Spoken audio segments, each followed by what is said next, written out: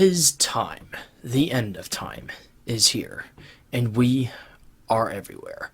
Ladies and gentlemen, thank you for 1,000 subscribers.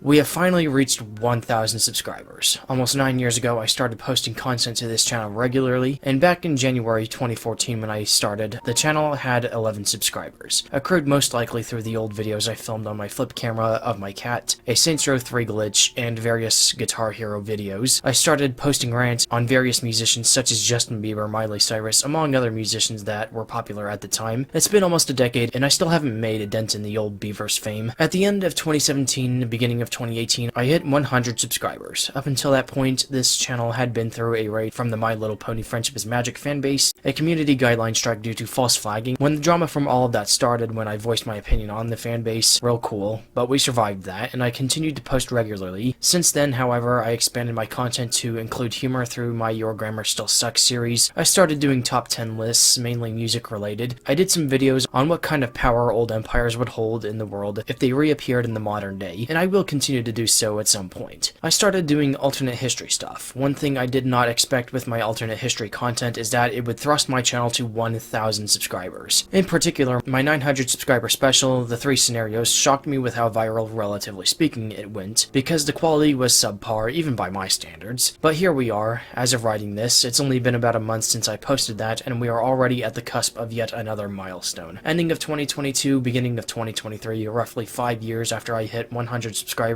and we are now in the quadruple digits. There I was, discussing with my friends me hitting 100 subscribers by them subscribing with their YouTube account with their school email, because I was at 97 or 98 subscribers, maybe 99. If you came up to me back then and told me I would be at 1,000 in 5 years' time, I probably wouldn't believe you just because of how slow my channel was growing, but I found some places to share my content and get my stuff out there, and my expectations were shattered with how quickly, relatively speaking, my channel started to grow. I owe that to you guys. I share this accomplishment with you, so thank you. Can we reach 10,000 in another 5 years? Maybe. It's going to take something big, but I realize that with 1,000 subscribers, I'm going to have to start putting more effort into my videos, which I can promise, especially since I'm jobless and have unlimited time to edit and such. From now on, I will do a special video every 1,000 subscribers, which means the next milestone special will be for 2,000 subscribers, which I will do something good for. One of the long-term goals I have in mind is 8,000 subscribers, because at that point my fanbase will be as large as Brahms' employee base. And after how things ended between me and Brahms, I would love to be able to one-up them. So expect something massive for that. 2.3 million is another long-term goal in mind, because that's when I surpass Walmart, but that's still quite far off. For 1,000 subscribers, I promised that I would go big, and for that, I said I would react to Everywhere at the End of Time, which for those that don't know, was a project that was mildly popular in 2020 and went viral as some weird TikTok challenge, but keep in mind the challenge is not even close to the top of my list of reasons as to why I want to do this. But it's an album that attempts to depict the deterioration of memories as a result of dementia through music. I explained it a bit when I announced my plan to react to it for this milestone, and I'll go more in depth in a bit. Before I do though, I'm going to go on Minecraft and blow it up, because we destroyed this milestone, ladies and gentlemen. I've also got a surprise at the end of that clip. Let's go.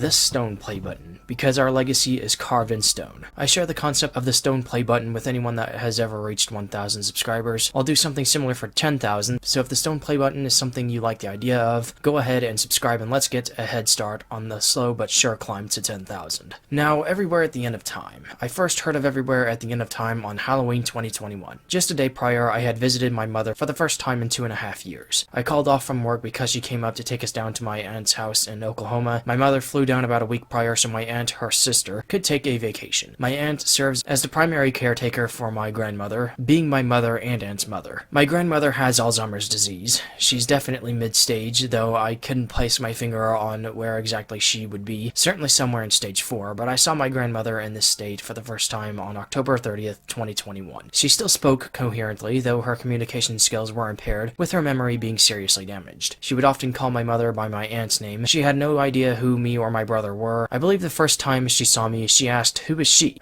I was put off by it, but not completely offended. Since then, though, I've learned to not take anything that a dementia patient says or does personally. This is the same woman that babysat me and my brother when we were young children while our parents worked the 9 to 5. And I remember not being able to grasp the fact that she could not remember us. The last time I saw her before that was the day I graduated from high school, in May 2019, and she seemed fine then. I don't know exactly when she was diagnosed with Alzheimer's disease, but those couple of years made a huge difference. She went from being mostly fine to needing help bathing. During my first visit, I remember barely being able to contain my laughter, not at her, but somewhere in the midst of her struggling to recall who her children were, I started thinking about how people think Joe Biden has dementia, which I won't lie, I've seen some things that I can't deny, but I started thinking about that, and drawing comparisons to my grandmother, who can't even stand up for extended periods of time, and who was complaining of back pain. I just sat there, fighting the urge to burst out, laughing, thinking, so this is what people think Biden is like behind closed doors, eh? So stupid. I almost had to walk outside because I thought I was going to lose it. My mom thought I was getting ready to cry before she saw the smile on my face, and I had to tell her that I was thinking about something funny I saw on the internet, which was true, but you know, I still felt bad about it. My dad made his way down later that evening, and he and my mom went to go order Japanese food for us, and we ate together as a family for the first time, I think, since they broke up,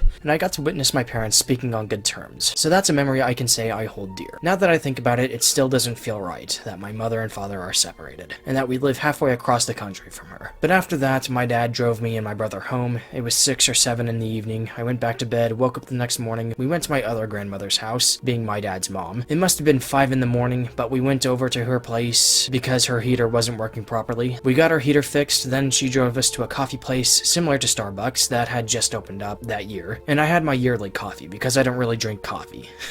I drink Monster, but that's besides the point. My dad was helping my grandmother with her heater, and he mentioned it, a 6-something hour album with really weird images and weird music that at first sounded like pre-war ballroom music that eventually devolved to playing over itself and interrupting itself and stopping abruptly. That he thought that this must be what my grandma was going through. Everywhere at the End of Time. Somehow he was able to sleep through most of it, but we got back to the house and he shows us, and as we sipped on our coffee or coffee shakes or whatever it was we ordered, he showed us the album. He didn't show the whole thing to us because obviously we don't all have time to sit and listen to a 6.5-hour album, but he showed us the opening song, the infamous It's Just a Burning Memory. I saw the artwork of Stage 1, the painting I would soon come to know as Beaten Frown's Actor. I compared it to something that would turn up from an AI text-to-image generator, but somehow more coherent a little bit. We listened to the opening track of Stage 2, A Losing Battle is Raging, and we heard the thumping static which my dad likened to the beating of the patient's heart. We listened to a part of the second track of Stage 4, H1 Post-Awareness Confusions, aka Post-Awareness Confusions 2. Then he skipped to the middle of the final track, Place in the World Fades Away, and he pointed out that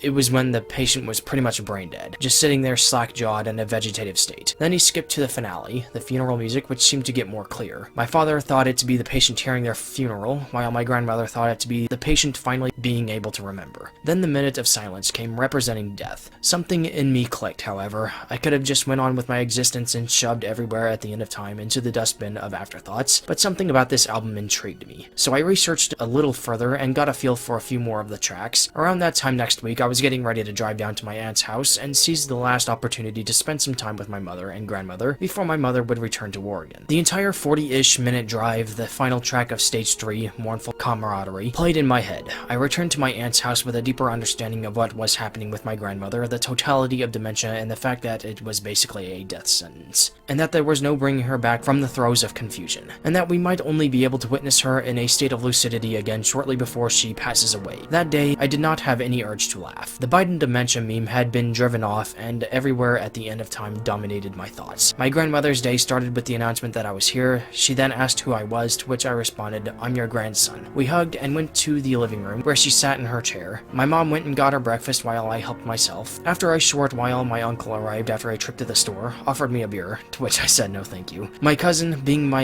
aunt's daughter, and the cousin with whom I shared the closest bond, came over towards the afternoon. That afternoon, my aunt would return from her vacation. I ended up staying the night there, as I had worked the night before, and it was around 8 o'clock before I decided I was in no shape to be driving, seeing as how I was dozing off when my dad drove me home the week before. And obviously being awake for, 20 to 25 hours at that point, it would be irresponsible of me to drive 40 minutes back to my house. For the next couple months, I tried to forget about Everywhere Athena time. After I got fired, however, I returned to the subject to discover that there was a community of fans around the Caretaker's work. I spent much of the spring actually fearing this album, yet being drawn closer. I researched a little more and found out about the mandolin solo at the end of the opening track of Stage 5, Advanced Plaque Entanglements 1, and the Hell Sirens segment in Post-Awareness Confusions 2. I would eventually find out about things like the really deep of the painted and slightly bewildered, the distortion that occurs at the end of every loop of things that are beautiful and transient, the overall depressing mood of Stage 2, though I have to say what I've heard of The Way Ahead Feels Lonely kind of slaps, the voices in Hidden Sea Buried Deep, the generally broken nature of Stage 3, Burning Despair Does Ache, an aching cavern without lucidity sampling the same song. I've heard of the love story theory, the theory that Bewildered in Other Eyes is a childhood memory. I still feel as though I Am Me from Stage 2 being sampled in the beginning of Place in the World Fades Away. An empty bliss beyond this world kind of creeps me out. Libid delay cuts in and out, and you can faintly hear drums through the reverb and degradation. That track is my Depression's theme song, though I only ever listen to the first 10 seconds so I don't spoil myself. Stage 4 Temporary Bliss State is the last track that samples only one song. The beginning of the closing track of Stage 4 Post-Awareness Confusions 3 sounds like a song being tortured, but the final 7 or so minutes is super chill and awesome, even though it is a xylophone stretched so thinly. It reminds me of those chimes in Vinesauce Vinny's second playthrough of that fantastic game.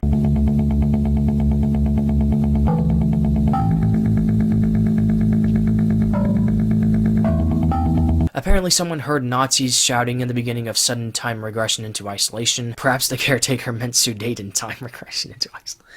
Jesus Christ. I'm joking, but no. That sample would of course turn out to be Poor Enunciation from a different Caretaker album, Persistent Repetition of Phrases, the first of 3 projects surrounding dementia released by the Caretaker. Poor Enunciation in turn samples Memory Street, which features an unknown pianist with Elsa McFarlane and Stanley Holloway on vocals. A Brutal Bliss Beyond This Empty Defeat honestly kind of sounds like a band of ghosts of long-deceased dementia patients decided to try and write a masterpiece ballroom record. The trumpets in the last 3 minutes honestly horrify me, because the patient is supposed to be pretty much brain dead at that point, yet they're still thinking, or at least trying to think, still reminiscing on a beyond bastardized version of a heartwarming memory. Because of how active A Brutal Bliss Beyond This Empty Defeat is, some have suggested that it should have served as the opening track to Stage 6 rather than the second. Long Decline is over. The second to last track has chimes here and there. Towards the 15-minute mark of that song, there is a loud chime, so if you're prone to being jump scared, maybe keep the volume a little low. I'll try to keep the volume on my computer low, so that way you guys can hear me over the album as I react to it. Place in the World Fades Away starts with echoing banging, almost sounding like a heavy rock being slammed into a pit and exploding into a million pieces. It's Just a Burning Memory is foreboding on its own, with the use of down-tuning and reverb. I've come to find out that this album has fucked up everyone's shit that has ever listened to it. If it will have the same effect on me, but I guess we'll see. I didn't cry when my cat Dexter died, although it was a fragile moment for me, watching as my father buried him.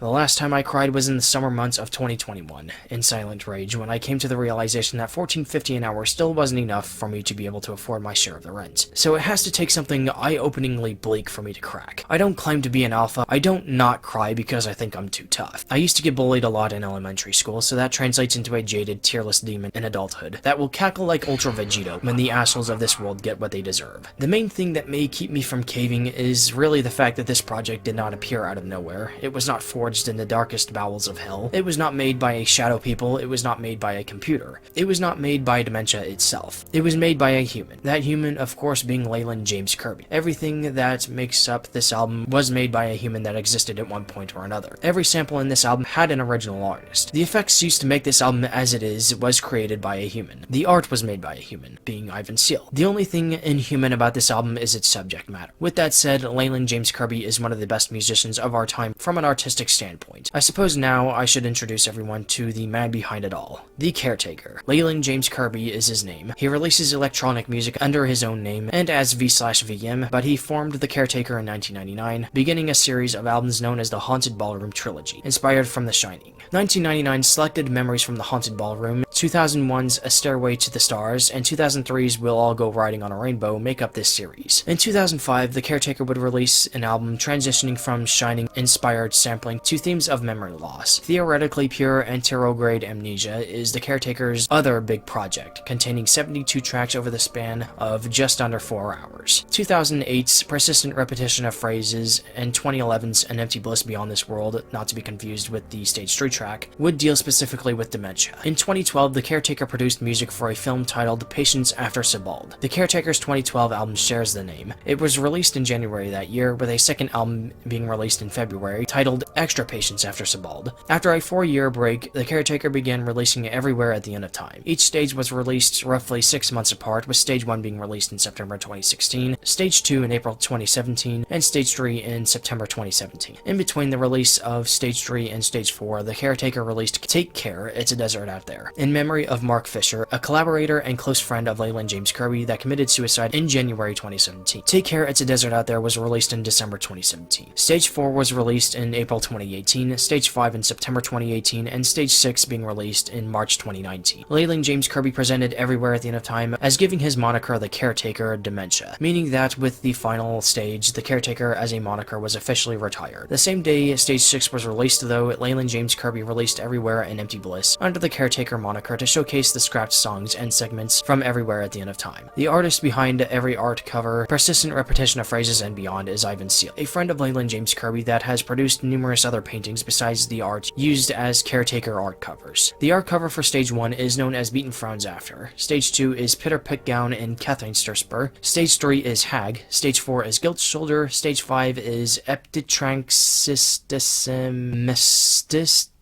Meschisun Descending.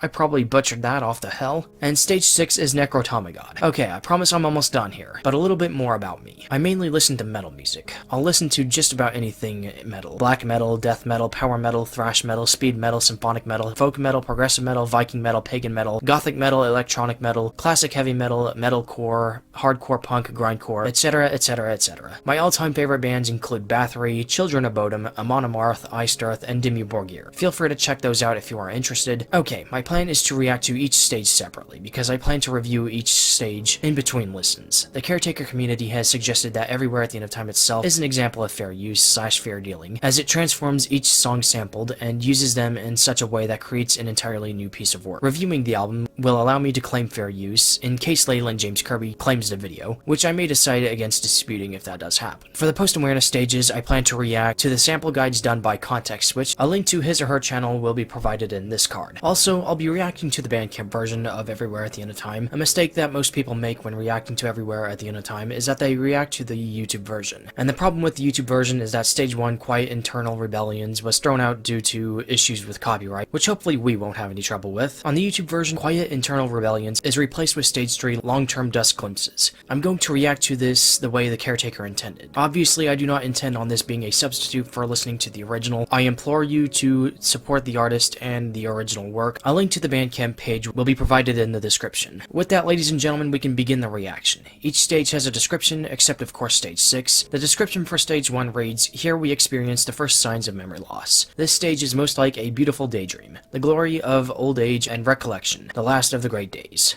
Let's begin. Alright, I think everything is set up correctly. And I think you'll be able to hear me over the music here.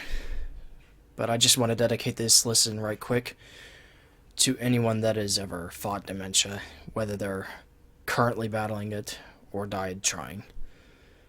for mostly my grandmother. Alright, let's do this. Stage 1.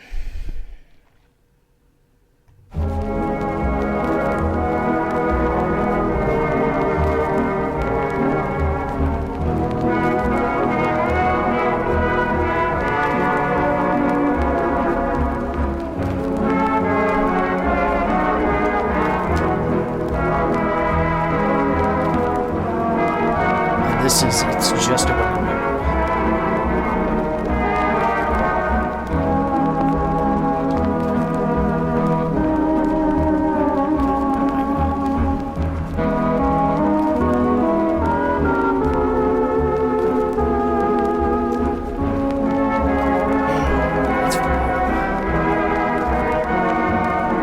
Just tell from the first track that this is.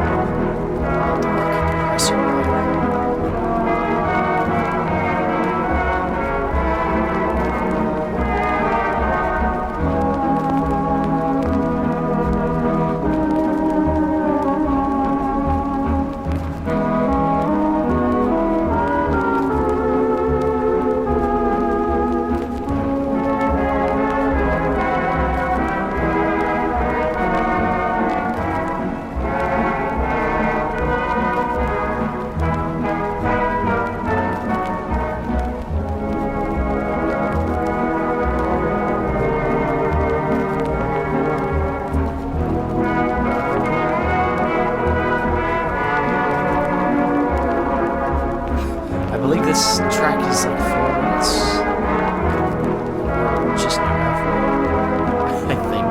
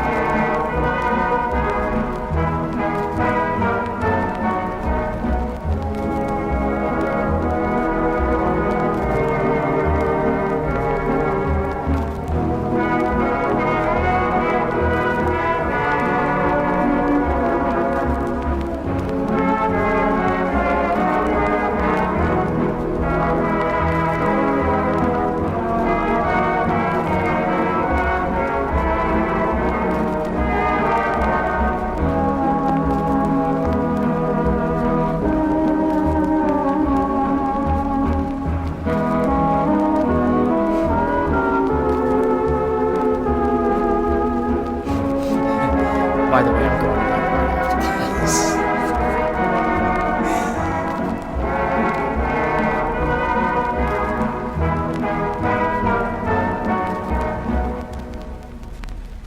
That's the end of the first track.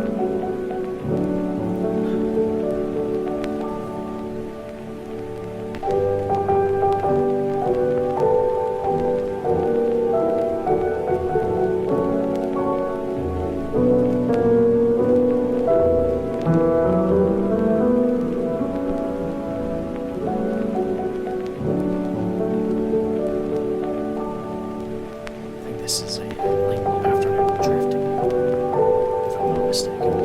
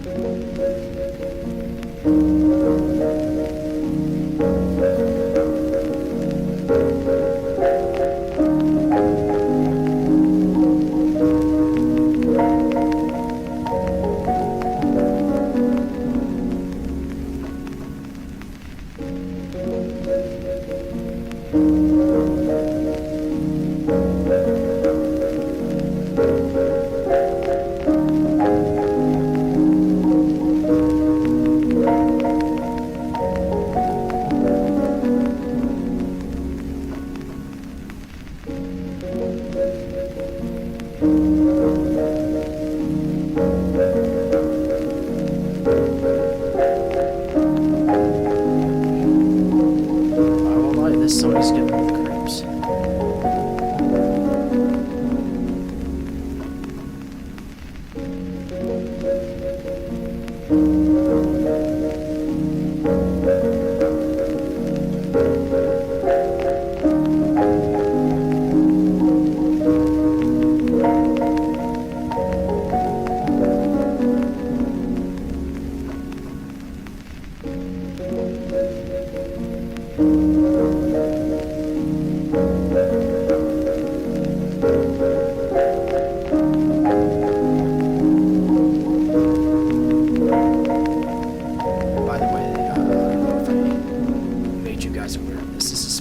Stage in which it's basically just memory deterioration through age.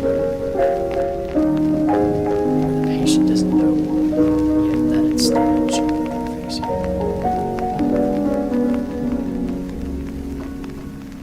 If that makes sense. That's the closure.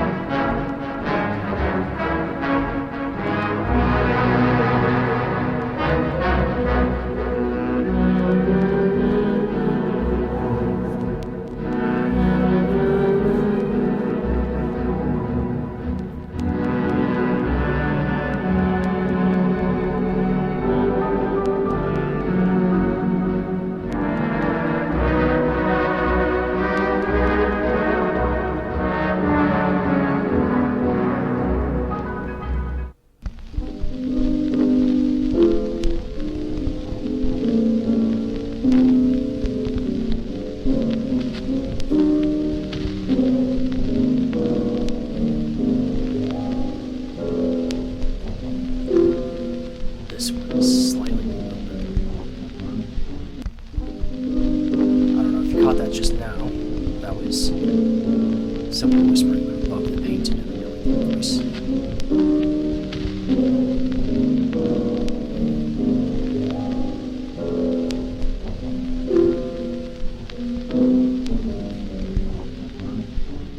Right there. You can kind of hear whispering throughout the whole song if you listen closely enough.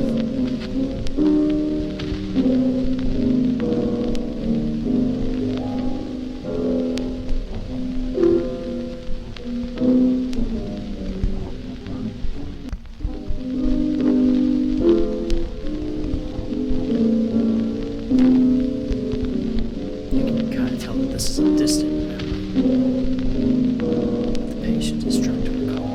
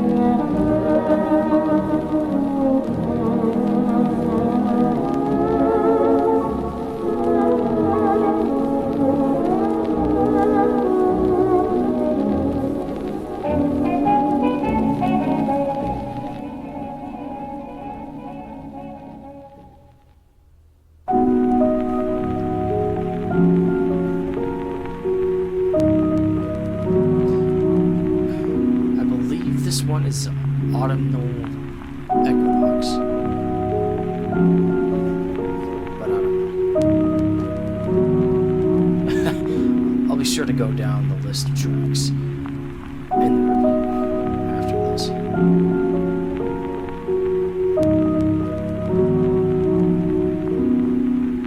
But this is B2.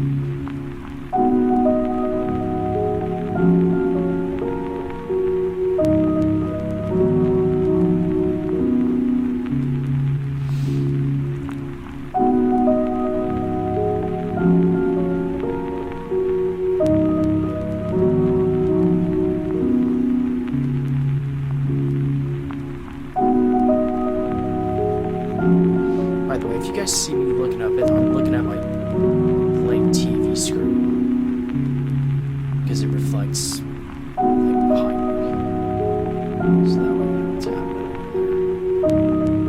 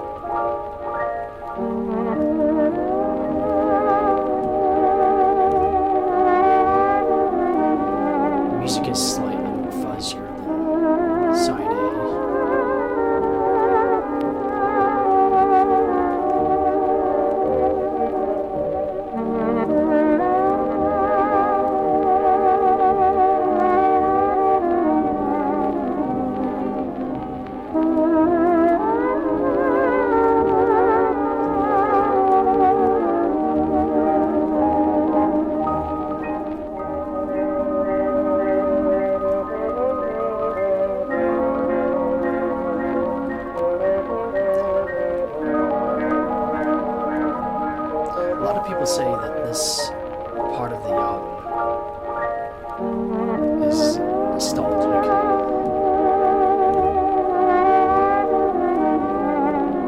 And I do kind of feel like I'm playing some Brahms or something with my grandmother when she used to babysit us.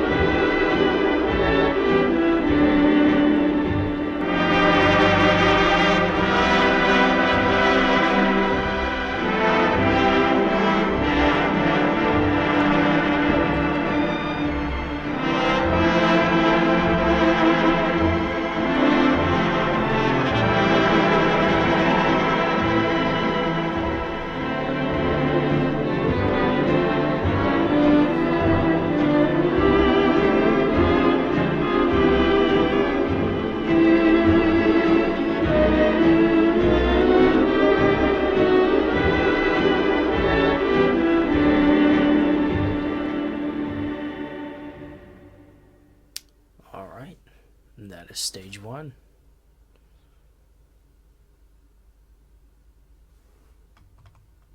Alright. Wow. Alright, awesome. Looks like the whole thing was caught. Because, you know, Bandicam here likes to shut off on me sometimes. Let's go review this. Alright, the first track we listened to was It's Just a Burning Memory. I made the mistake of calling the second track Late Afternoon Drifting when it was We Don't Have Many Days. The third track was Late Afternoon Drifting. I've already made a mental note to have a track list with me when I listen to the following stages. Childishly Fresh Eyes was the fourth track. Fifth was Slightly Bewildered. Sixth was Things That Are Beautiful and Transient. Seventh was All That Follows Is True. Eighth was In Fact an Autumnal Equinox. Ninth was Quiet Internal Rebellions. 10th was The Loves of My Entire Life. 11th was Into Each Other's Eyes, and the 12th track was My Heart Will Stop in Joy. Stage 1 made me revisit some of the memories of my grandmother, but it wasn't under the circumstances that I would prefer. I couldn't help but keep my thoughts on This Will Get Worse. The music felt dark, as if a great horror was waiting to reveal itself, and it very much is. The element of nostalgia is there, but with it is a sense of foreboding. The use of reverb reminds me of how, when you recall something, oftentimes voices or sounds seem to ring.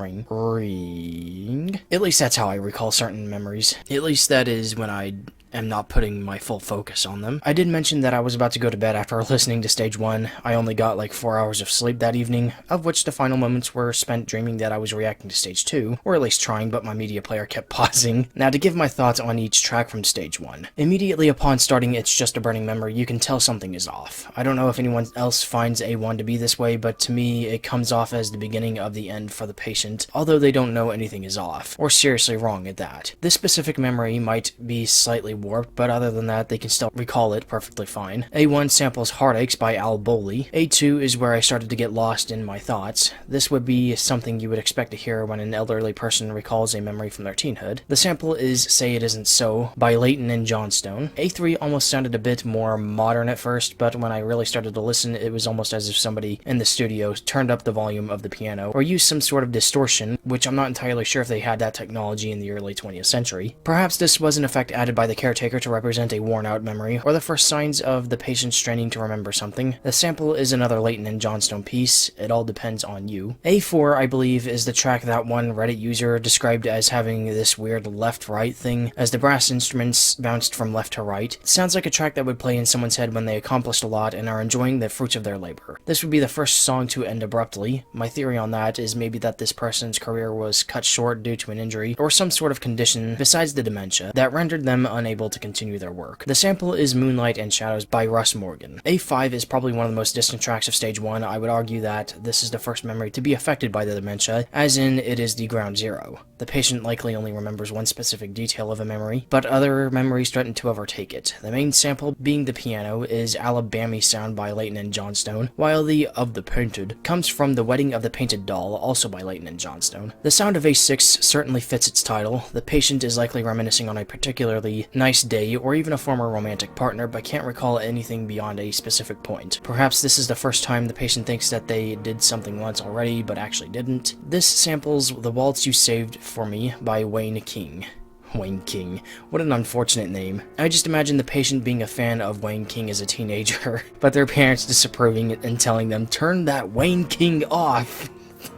B1 sounds foreboding, as though some memories are beginning to circle the drain. There's also a bit of an emptiness feel, as though some details have already escaped the patient. Despite this, the sample has elements that are vibrant, likely meaning that other memories remain relatively unharmed, and can be recalled thoroughly. Now that I think about it, it sounds like a melody that would play in my head when I don't investigate something that is causing me to feel anxious. The sample for this is It Looks Like Rain in a Cherry Blossom Lane by Maurice Winnick. B2 feels humble, like the patient is recalling a memory from adulthood, or even in their late teens, when they have all their errands done for the day and they open the window on a nice day in the late summer, early autumn, and help themselves to some iced tea. The song sampled in B2 is In a Little Secondhand Store. I made the mistake of not including the artist in the script for this. In a Little Secondhand Store by Leighton and Johnstone. B3 almost sounds like the winter that comes after the autumnal equinox. I imagine walking into a nice cozy house after walking in the snow and sitting by the wood stove, with Christmas decorations all around me. The sample for this is Water Lilies in the Moonlight by Maurice Winnick. B4 almost sounds like it has an electric guitar or something playing along with the piano. It kind of feels lonely, as if the patient, unaware of their dementia, is still willing to face any challenge without the assistance of others, not realizing that they will likely lose. The sample for this is Willow Weep For Me by Leighton and Johnstone. Apparently there's a faint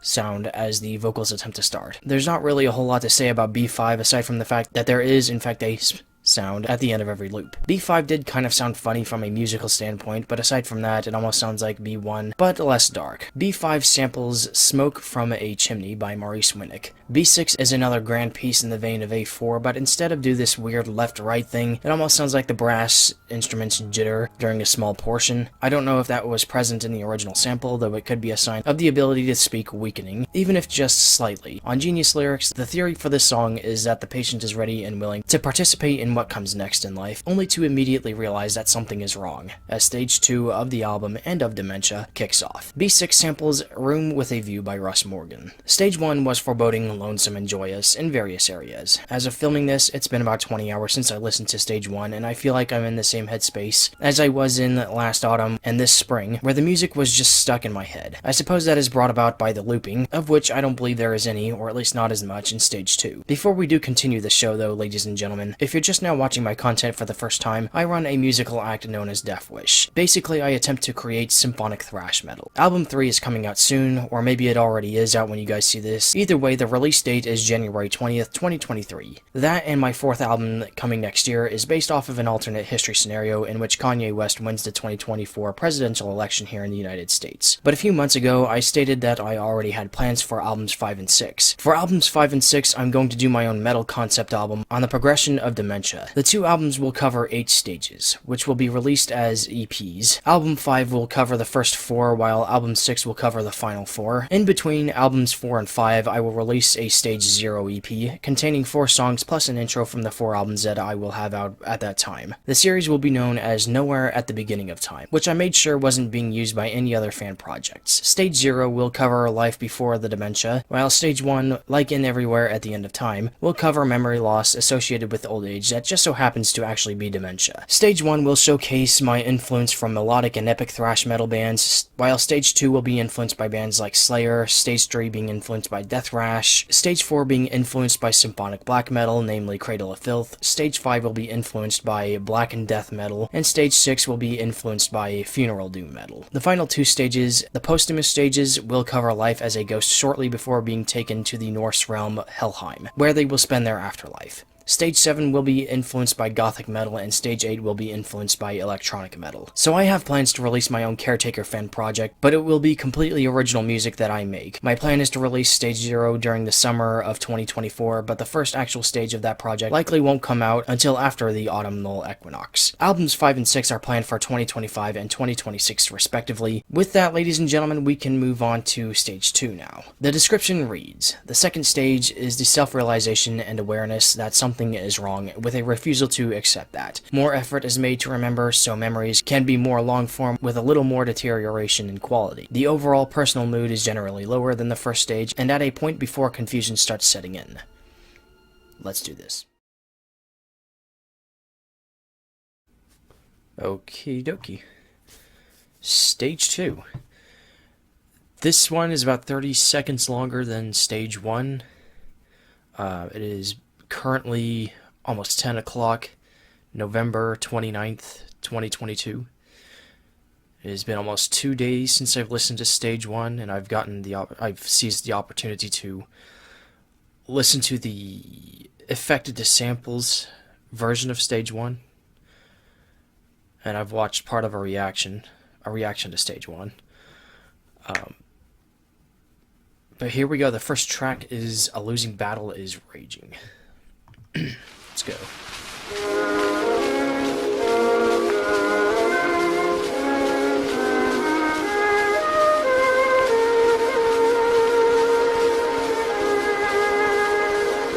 Notice that the quality is just a little bit fuzzier. That's Stage 1.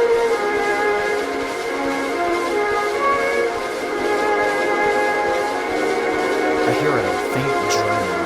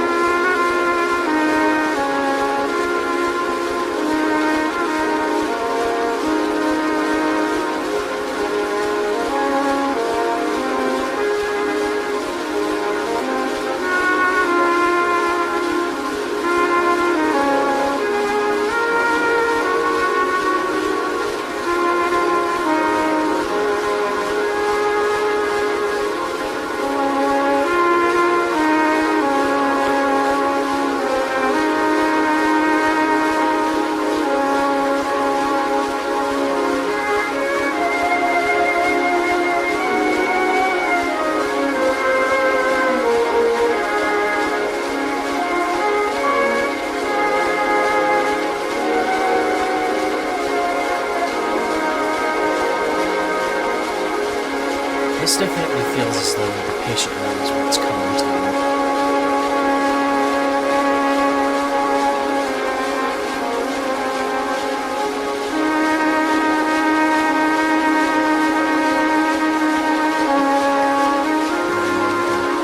The patient knows that their fate is sealed.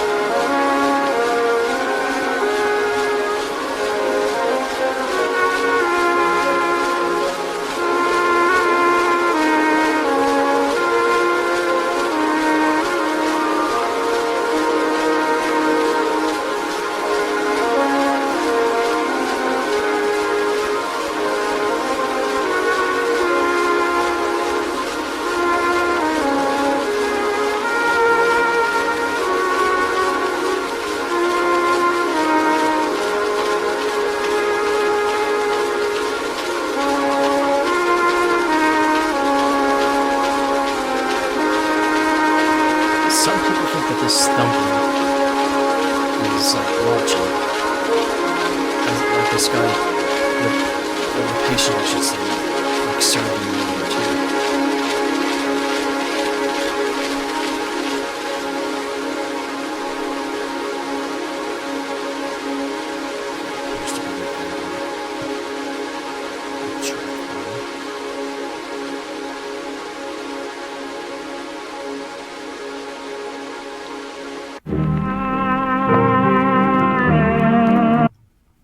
Hold on, what?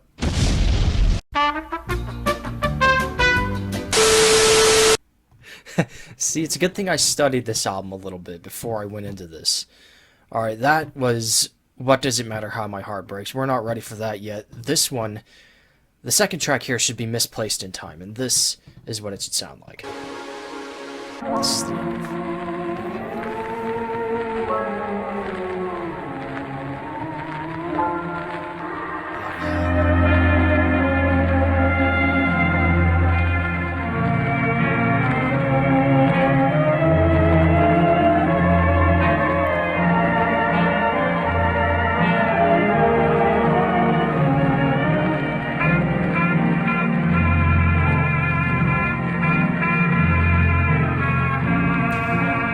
That sounds cool.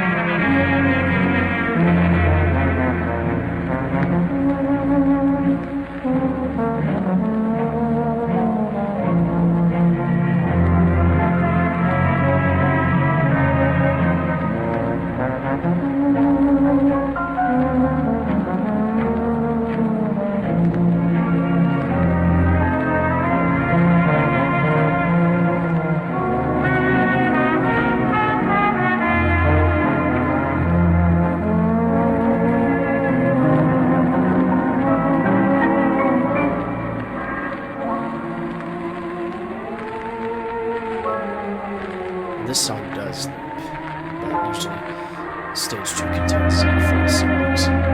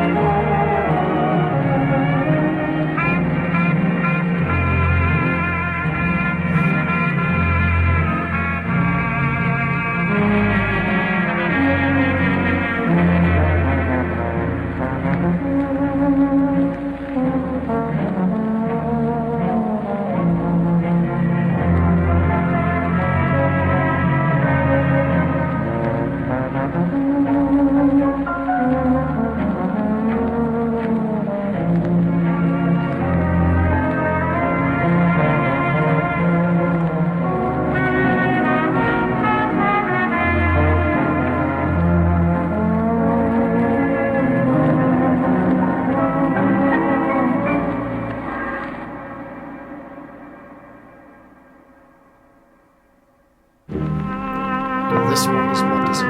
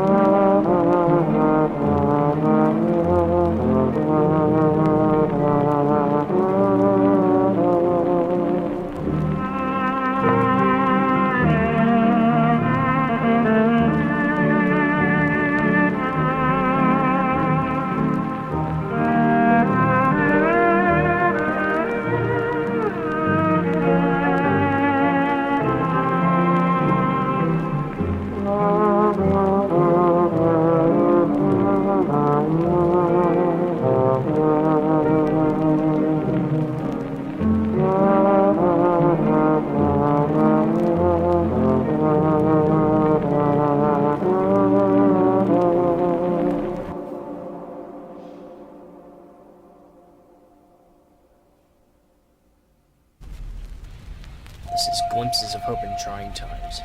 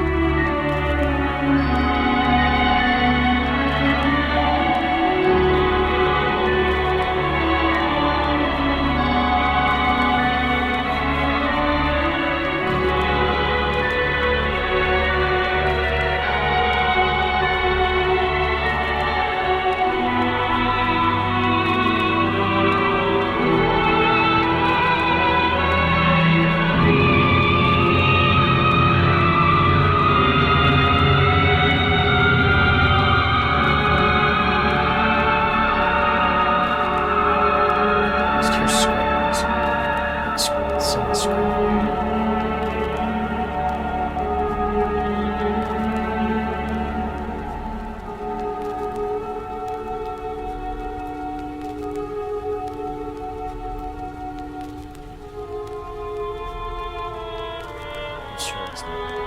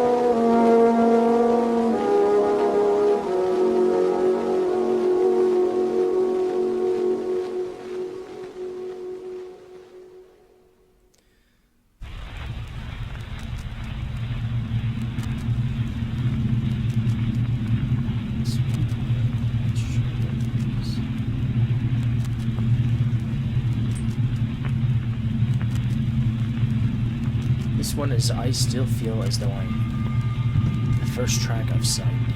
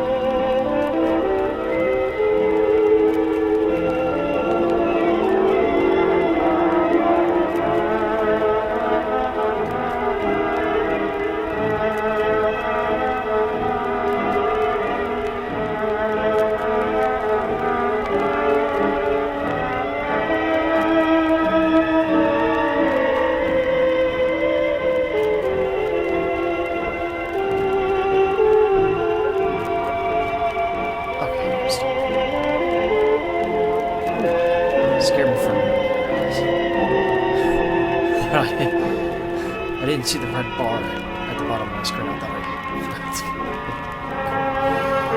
Shit.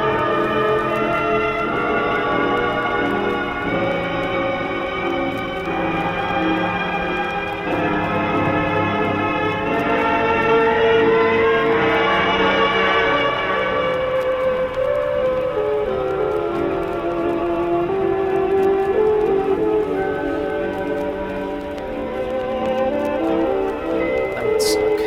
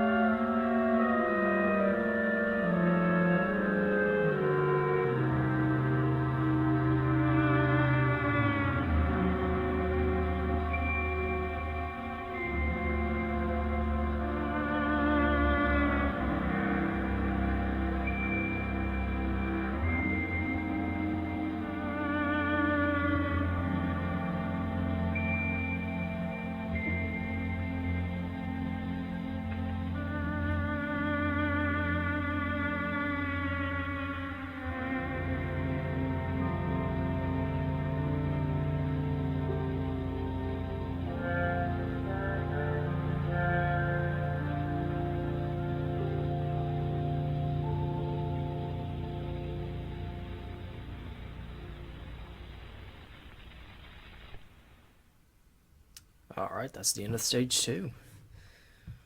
From here, the album is about to go really far south. Before that, let's review this stage. Okay, stage 2 was more emotional than stage 1, where stage 1 was foreboding in the sense of it was a blissful ignorance of the dementia as it began to develop. You could sense the fear that the patient feels now that they realize something is horribly wrong, as their ability to recall memories is failing. Each side contained 5 tracks. This particular stage got me thinking that maybe we shouldn't fault people for forgetting things or making innocent mistakes, especially when they're at the age when dementia usually begins to develop. C1 is an immediate contrast to the previous track, and everywhere at the end of time my heart will stop in joy, and it's a huge contrast to all of stage 1. In the reaction I watched the morning of my reaction to stage 2, the person I was watching, whom was Brad at everything, he noticed something that I did not, which was that the crackling of the vinyl was not present in my heart will stop in joy. Some people have theorized that the crackling is meant to represent the dying of neurons, but the absence of the crackling in B6 could attribute to the patient forgetting something so basic or important, and this might have led to the patient themselves or their family suspecting early stage dementia, which the patient would begin to fear. C1 represents the onset of fear as their memory continues to get fuzzier. Stage 2 was similar to stage 1 with only a little bit more deterioration of the quality of the music and thus of the memory. The thumping could represent anxiety surrounding the suspicion of dementia. Perhaps the patient had a family member that fell victim to dementia and they dread the potentiality that they too will fall victim. C1 samples Love's Old Sweet Song by Chester Gaylord. C2 is where the patient begins thinking about their mortality as the suspicion of dementia continues. The brass instruments are indicative that the patient knows that they are on the decline, and know now that the threat of dementia is legitimate. C2 samples Lullaby of the Leaves by George Olsen. I actually listened to the Affected to Samples version of stage 2 before recording this, and the beginning of C2 sent chills down my neck in a good way. I found myself bobbing my head to that particular track. I can say I enjoyed that from a musical standpoint. C3 is really just a depressing version of It's Just a Burning Memory. The sample is even a cover of Heartaches by Seeger Ellis. It could perhaps be a recollection of the memory depicted in It's Just a Burning Memory, but in a way where the patient is longing to be able to turn back time, similar to how I wish I could turn back time to spring break of 2017, and wake up in that house that me and my family had just moved into when I still lived in Oregon. The memory could also be looked at in a way that the patient is heartbroken that the memory will soon be eaten by the encroaching dementia. Perhaps this is what drives the patient to get some tests done in hopes of dispelling the suspicions of dementia, which is likely why C4 is named Glimpses of Hope in Trying Times. The track is high atmosphere with low tempo. Maybe the doctors have hinted that the patient is just going through the motion, or just has the same memory impairment that elders usually experience, not related to dementia. Despite this, the patient holds their breath, hoping that what the doctor suggests is true. C4 samples the Painted Desert part of Paul Whiteman's Grand Canyon Suite. C5 Surrendering to Despair to me is the diagnosis track. The track manages to feel more sullen than even C1. The title suggests that the suspicions of dementia are confirmed. The palpitating of static is indicative of the heartbreak that the patient experiences as a result of the diagnosis, the utter disappointment that their fate has been sealed, and the fear of the oblivion that they are now being dragged towards. C5 samples Sweet and Low / Forsaken by Chester Gaylord. Side D begins with a defiant mindset. The mood returns to stage 1, but D1 implies that the patient is merely only glad to wake up and still feel as though they are themselves. I honestly thought that this was long-term dust glimpses on the count of the sound quality. D1 samples the Sunrise part of Paul Whiteman's Grand Canyon Suite. D2 returns to the sullen mood. The title, Quiet Death Coming Early, alludes to the patient still being relatively young. Early onset dementia is a term given to dementia cases in people under the age of 65. The quiet dusk could be dementia. The patient may believe that they could live for much longer if it weren't for their dementia. D2 samples To Be Forgotten by David Rubinoff. D3 truly sounds like a stage 1 track. I even thought that this was one of the tracks I listened to, but upon repeating stage 1, I deduced that it was maybe a stage 2 track, and I was right. This song appears to depict the least affected memory, as in the last memory to be touched by the dementia. D3 samples Into My Heart by Roger Wolf Kahn. With D4, those last moments of pure recall end, and the quality of the memories noticeably worsens. The patient can no longer deny what is happening to them. As the whiff of smoke that was present in stage 1 turns into a light mist, the patient realizes that their resistance is futile. The brass instrument sounds creepy, definitely a feeling of mortality brutality and confusion with a side of acceptance. D4 samples You Are the Song by Paul Whiteman. D5 is one of my favorite songs thus far. From a musical standpoint, it sounds majestic. It would go great as a symphonic metal interlude. I may make Death Wish albums 7 and 8 about depression and draw from this track as a source of inspiration. Very nice. The song title, however, suggests that the patient believes that they are alone in their fight against dementia, and perhaps this feeling is what depresses them the most as they continue their descent into madness. D5 samples yet another Paul Whiteman piece, the sunset part of the Grand Canyon Suite. Stage 2 was the final album where the patient could still fully recall details about their life. The mood made me all the more hopeful that within the next 50 to 60 years, a cure for dementia will be developed, and it made me all the more regretful that there isn't already a cure, or be-all end-all treatment in the meantime. The patient's awareness remains relatively unharmed in the first couple tracks in Stage 3 before the damage begins to become obvious. Before I continue on though, I do want to take a quick moment right here to inform you all that my Patreon is set up by the time this gets released. 1 day early access for content that gets uploaded to YouTube. I was going to do Monday specials, exclusive content, but I think I'm just going to do exclusive content whenever I have an idea that I can't immediately do on YouTube. Though in the process of producing all of this, I did have some ideas as to what to do. You don't have to donate anything to my Patreon, but I'll appreciate everything I can get. If you're well off and enjoying my content, your contribution will help me get by while I figure out my situation. As of writing this, I am once again over a month unemployed. Hopefully I can find a job by the time you guys see this, or taking a trade course or something. I just need to know if I need to wait until August to enroll in trade school to not fall behind, or if I can just do that whenever. And the internet didn't return any good results there. A link to my Patreon will be in the description. I'll take anything I can get. I'll thank every one of my contributors regardless of donation amount, even if you have a username like datbootydoe69 or thickdick420. Come to think of it, I may start releasing music under a second moniker and keep it on my Patreon, though I will figure out something so the less fortunate can enjoy it, because I don't feel comfortable locking something behind a paywall. Trust me, I despise corporations that do that shit, especially if it's like the news or an informative article. I'll be sure to give my viewers an idea as to what they're missing out on as far as exclusive content goes. I'll probably do like a $5 thing where anyone that contributes $5 becomes a part of my death cult. That's a joke. I'll give my patrons a club name. The TTF Death Cult is a contender. With that said, ladies and gentlemen, I think we're ready for Stage 3. The description reads, here we are presented with some of the last coherent memories before confusion fully rolls in, and the gray mists form and fade away. Finest moments have been remembered, the musical flow in places is more confused and tangled. As we progress, some singular memories become more disturbed, isolated, broken, and distant. These are the last embers of awareness before we enter the post-awareness stages. Let's do it. Alright, this is Stage 3. This is about 3 minutes longer than the previous stages. This is where the fun begins. So let's do it. The first track is Back There, Benjamin.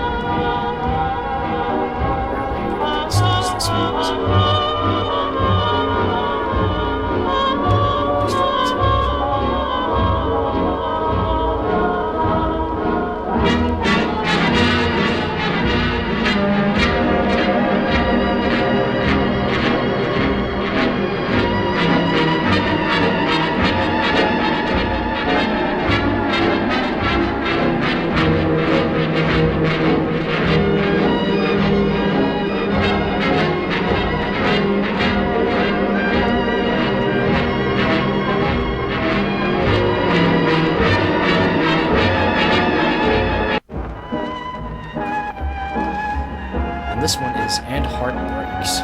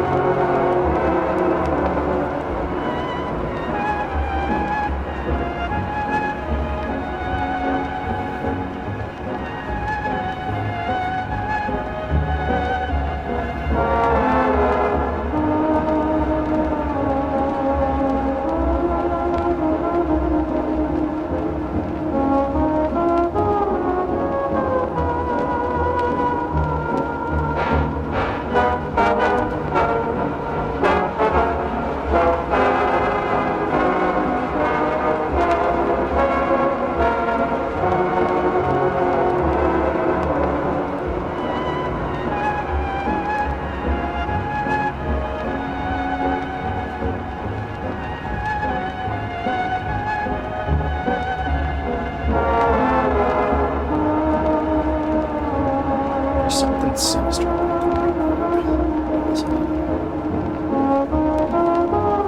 Rather than just the stage.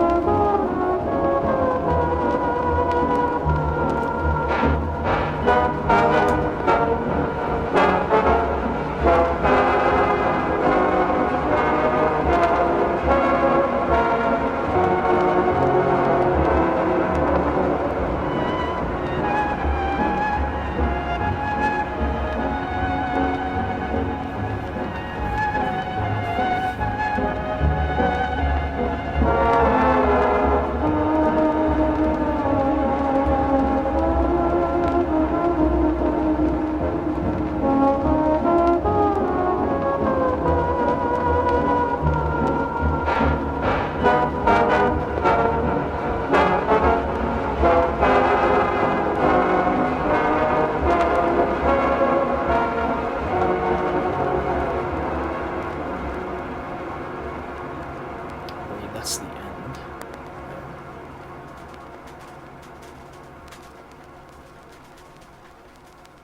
Someone's using a shock thing against bugs. This is Hidden Sea Buried Deep.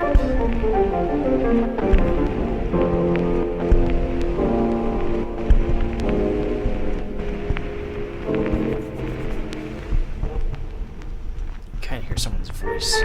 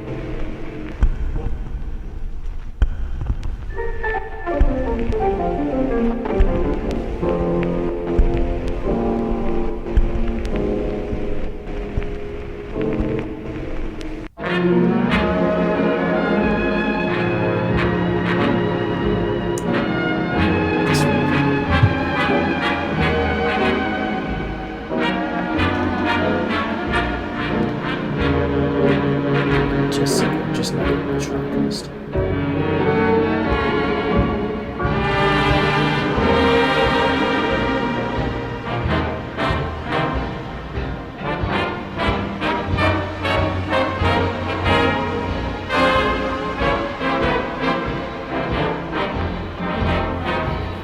I think this one's Libet's All Joyful Company.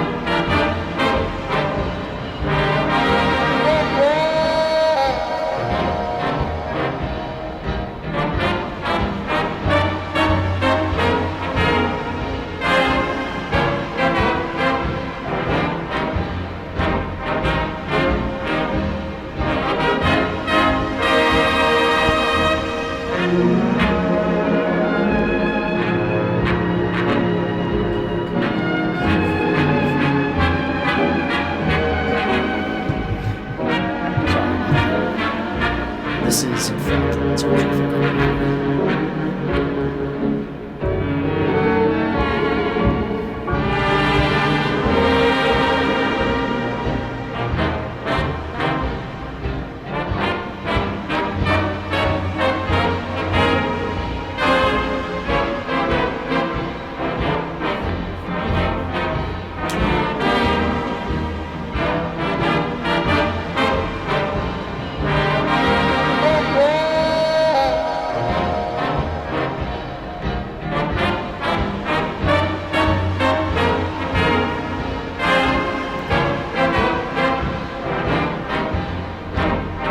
Honestly, I think this track is too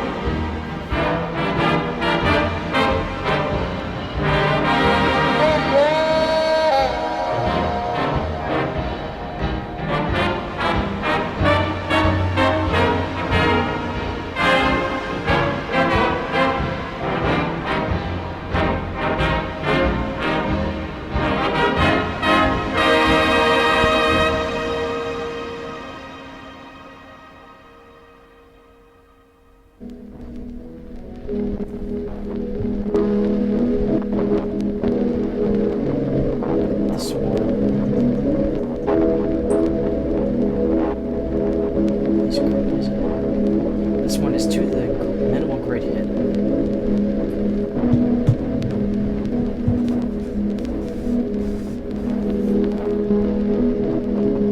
I can't make out a single thing.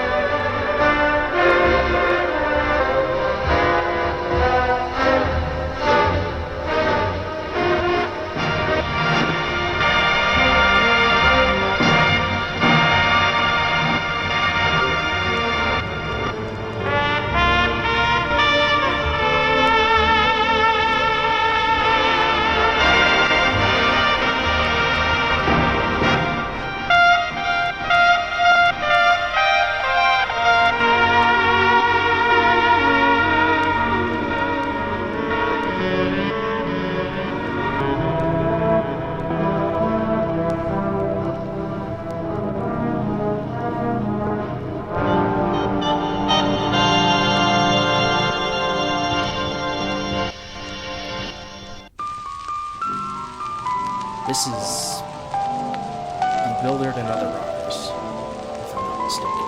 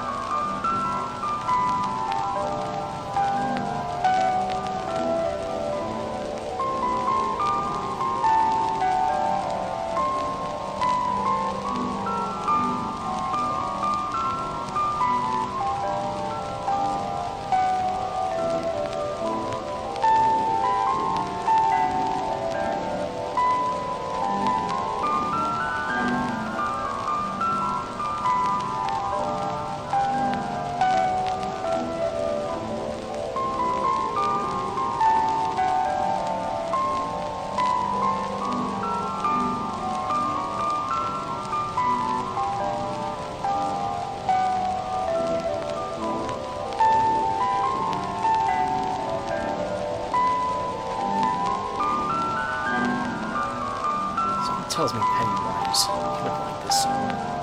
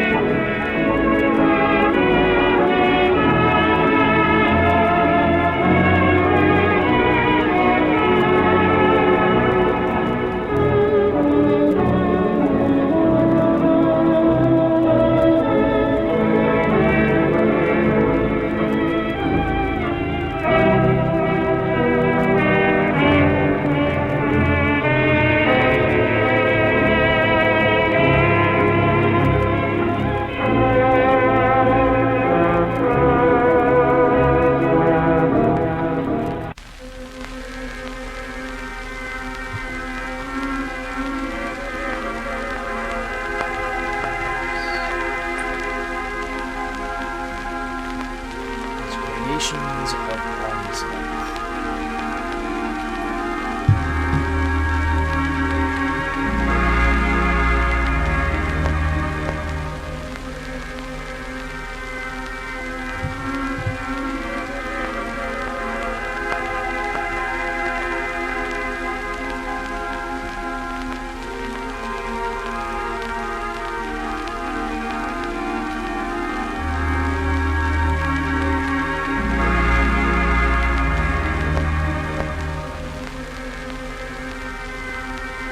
Kinda sounds like a stage 2 track.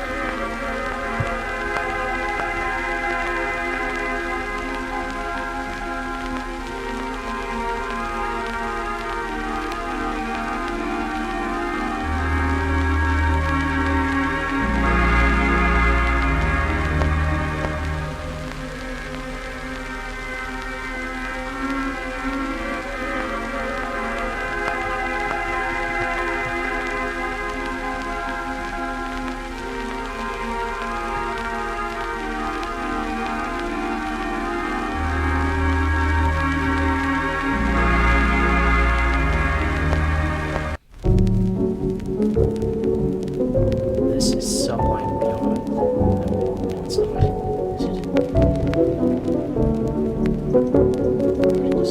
Sublime beyond.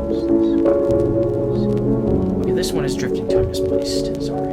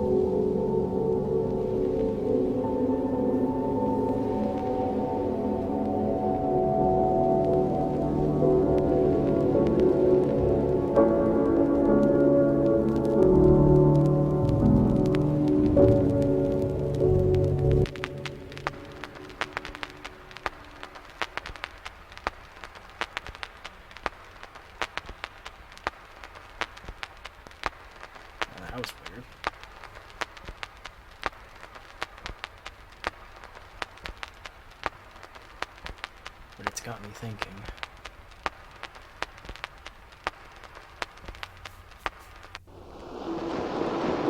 This is internal bewilderment.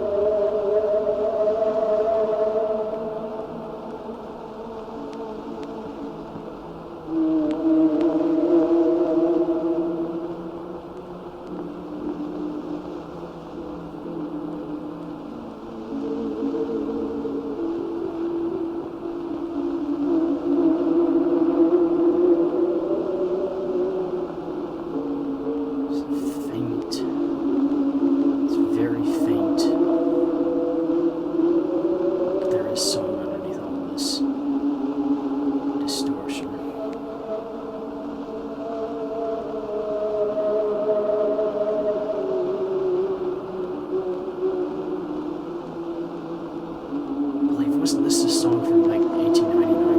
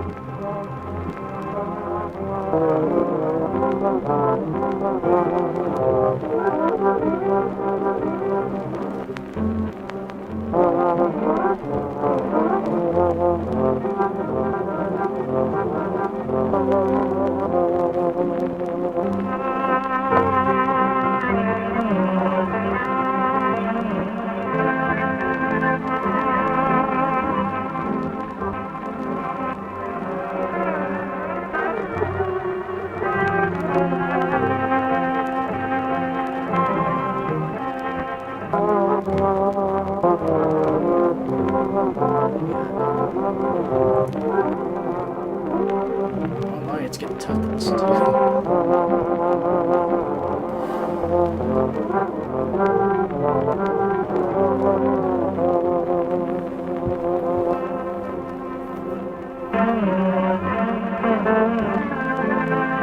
They faintly hear the original mix. Oh my god.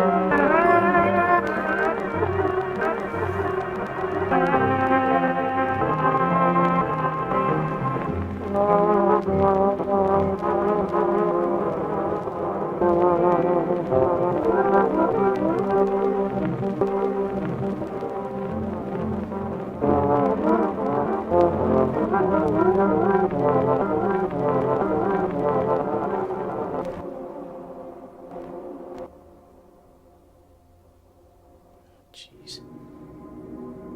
Aching cavern without lucidity.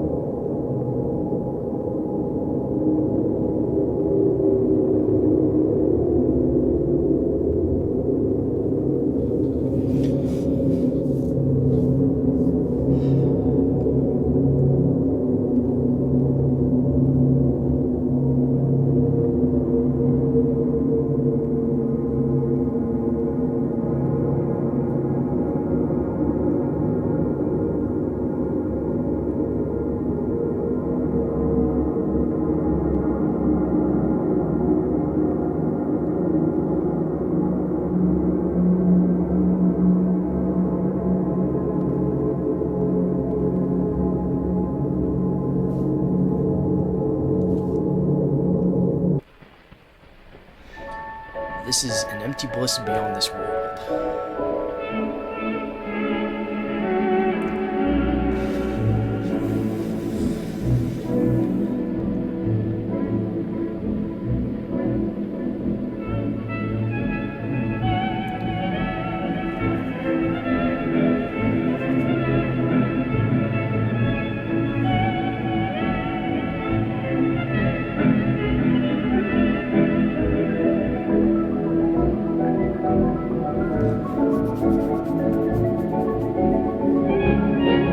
There is something very sinister about memory being so relatively unarmed this late in stage 3. But it's just 2 more tracks after this one.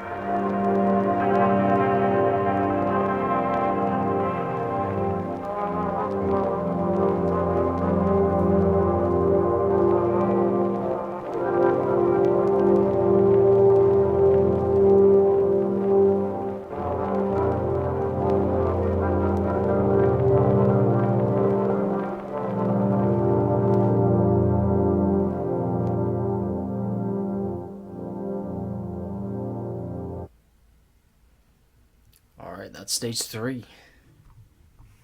Holy smokes. Let's go review this thing. Okay, Stage 3 was admittedly a little rough. A lot of people don't give Stage 3 enough credit for being a transition stage, but I thought it set the stage just fine for Stage 4. The only thing I don't quite get is the fact that there was almost nothing wrong with Stage 2, whereas Stage 1 had the occasional dent in the memory of the patient, and Stage 3 go from still coherent to significantly corroded in terms of composition. And I feel like that's why Stage 2 is the most underrated stage. If I were the Caretaker, I probably would have done more than just add a light layer of thumping static over some of the songs and change the mood. I probably would have added a bit of distortion to tracks such as Misplaced in Time and Denial Unraveling, and maybe a background track to quiet Dusk Coming Early. That's just me though. I know that that's the stage in which effort is supposed to be committed to remembering things, but the near-perfect flow of the album almost implies a lack of struggle, whereas Stage 3 is almost immediately barely holding on. E1's loop almost seems incomplete, the reverb noticeably increased, and the track ends suddenly. E1, while upbeat, reminded me of early stage depression. A few months ago, I discovered the fan project Everywhere But the Center of Your Mind by Exanimaciones Insidimus, which is a Caretaker fan project depicting the progression of depression through a 7-stage album. And when reading the descriptions for each stage, I started thinking about this particular track of Everywhere at the End of Time. An underlying sadness to this track could indicate that the patient is coming to terms with their dementia as the condition continues to worsen, despite wishing that this wasn't happening to them. E1 samples Goodnight My Beautiful by Russ Morgan. E2 was when I noticed how overkill the reverb was. I couldn't tell if there were notes being buried by the reverb of the brass instruments of every loop. I could attribute this to the patient remembering one thing about a specific event, even though the original version of the memory had more to offer beyond what the brass might represent. E2 samples Heartaches by Alboli. Despite often looking back on memories of when I lived in Oregon with melancholy, I'll also look back on those times with a smile on my face. I think the backtrack to Alboli's Heartaches represents this way of looking back. Maybe the patient has gone from crying that their life is seemingly over to now smiling that it happened. E3 has been theorized to be indicative of the patient attempting to remember a specific event, but can't seem to get past the first few qualities, and even those are tripped over and warped. The track is similar to A5 in the fact that it's a short loop that contains a background track of someone's voice. This track also ends suddenly. I attribute the sudden cutting off of tracks to be similar to the patient in a discussion moving on to a different subject mid-sentence. The main sample, being the piano that plays, is a sample of My Blue Heaven by Layton and Johnstone, while the voice is a sample of Paddlin' Madeline Home, also by Layton and Johnstone. E4 samples the same song as E1. I believe this to be the patient remembering more about the first memory of Stage 3 and sharing this after giving up on trying to remember E3, or perhaps thinking that these memories that are supposed to be part of E1 are what they're trying to remember for E3. E5 is when things really started to get funky. I was not prepared for how broken that track turned out to be. I had heard the first 3 seconds of that particular track, but I was under the impression that the track's major malfunction was just a bit of stuttering. There is one person that compared all of Everywhere at the End of Time to Blood Loss. I thought he made the comparison specifically to this track, but I can't seem to find anything on that, but for some reason I think of this track when they say it teetering on the edge of consciousness. I've also come to think of those first 3 tracks when describing being really tired, as in being up for 30 hours tired. Dementia might have a similar effect, but instead of teetering on the edge of consciousness, the patient teeters on the edge of lucidity. Throughout this particular track, I could barely make out what the beat was supposed to be and what kind of notes were being played, or if I was just hearing a droning. The patient must be barely holding on by the time this track begins. E5 also samples Paddlin' Madeline Home by Layton and Johnstone. E6 seems to start off just fine, but it quickly becomes corrupted as the patient loses their grip on this particular memory. I could hear the occasional crash from the static of the vinyl filter. It is with this track that we are greeted with a taste of what Stage 4 will be like, as the memories begin to become fluid.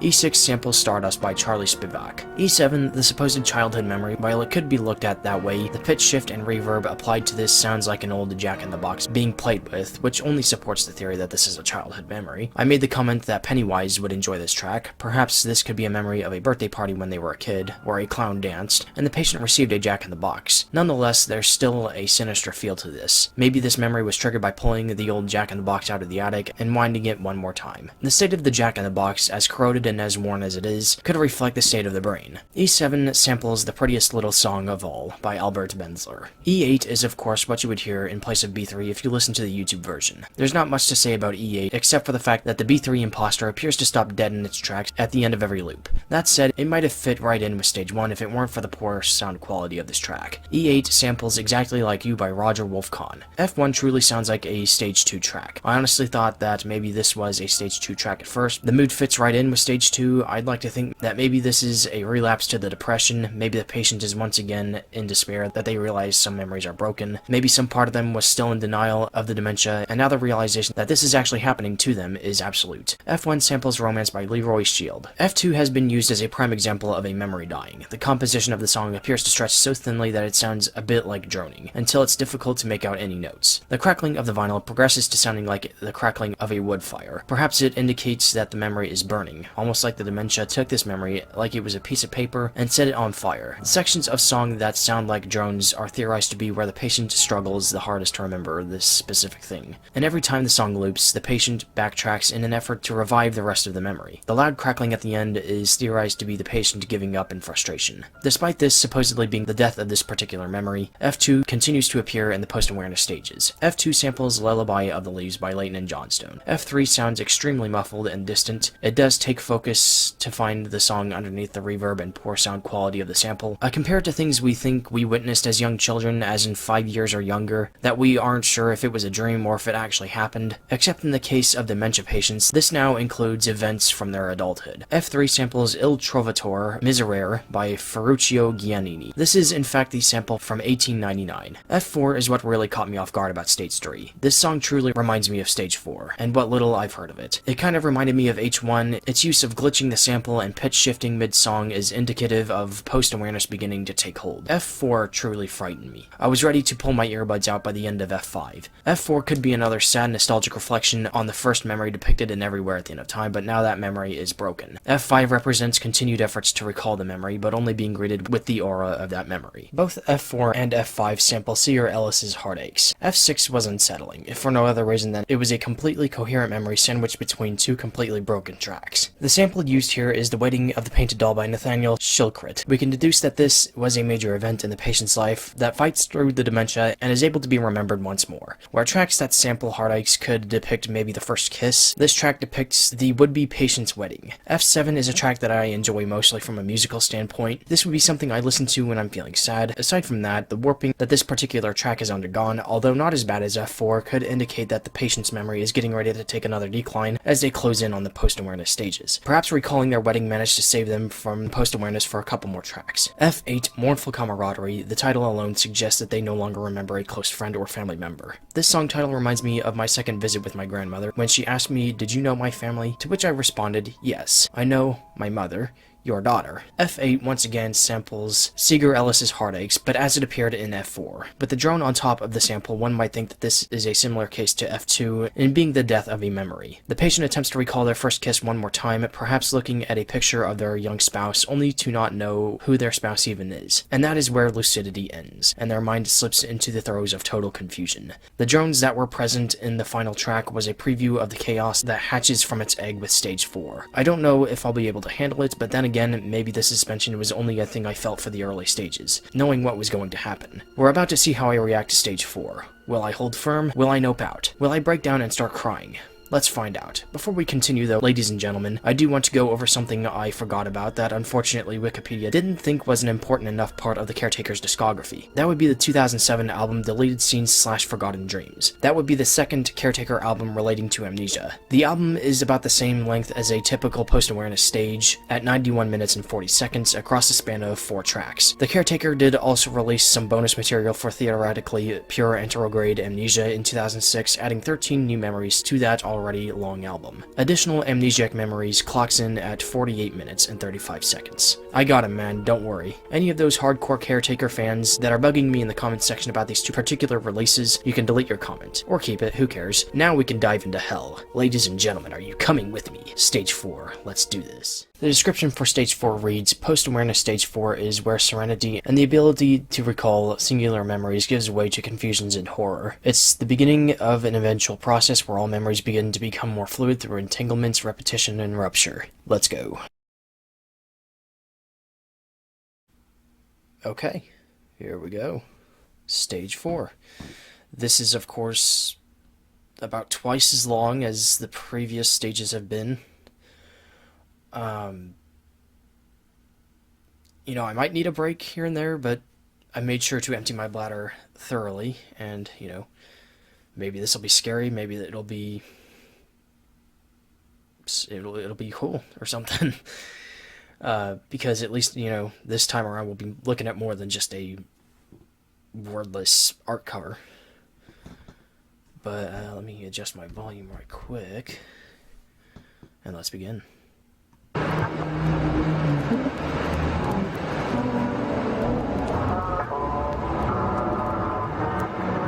At least I know my headphones are on.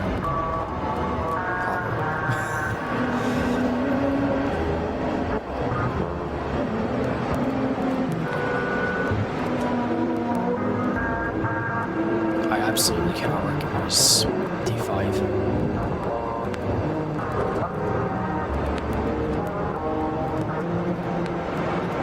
I can recognize misplaced in time. But as you can tell, it's very out-tuned.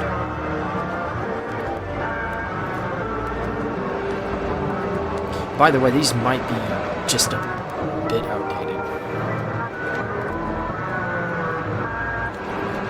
But Context Switch does plan on redoing these again at some point, which, by the way, reminder, link in the description to his channel, check that out.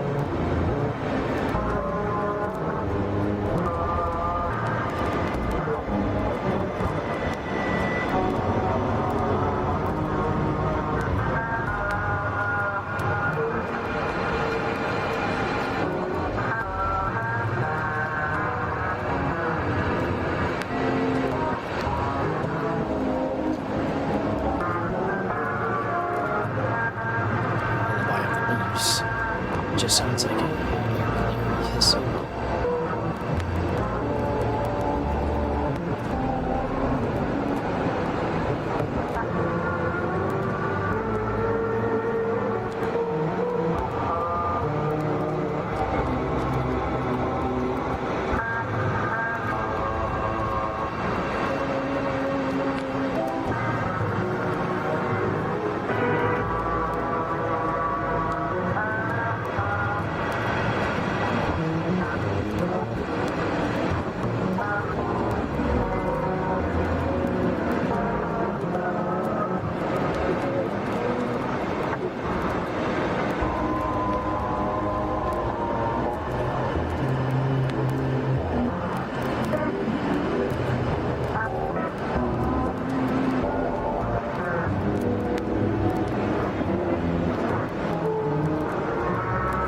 Section A goes on for 6 minutes.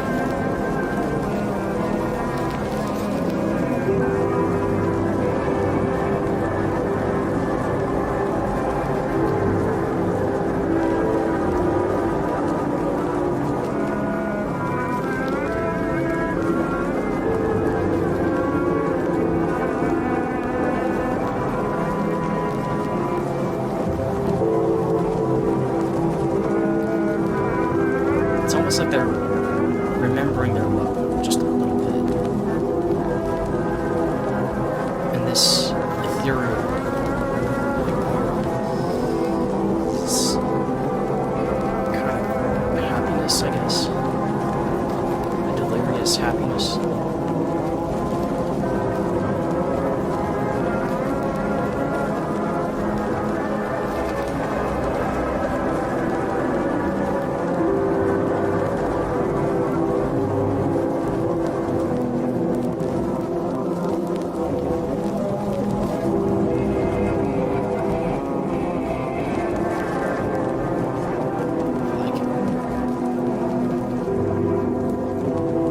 Strangely enough.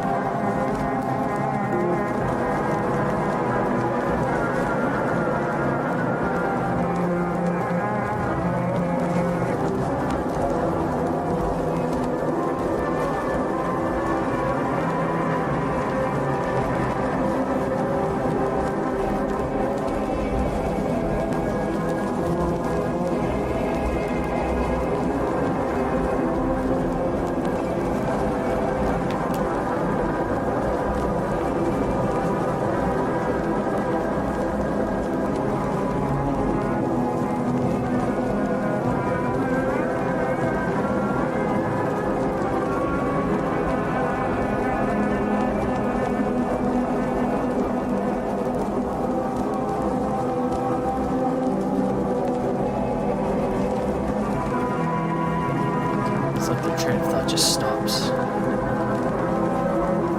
That's what the extended echo is.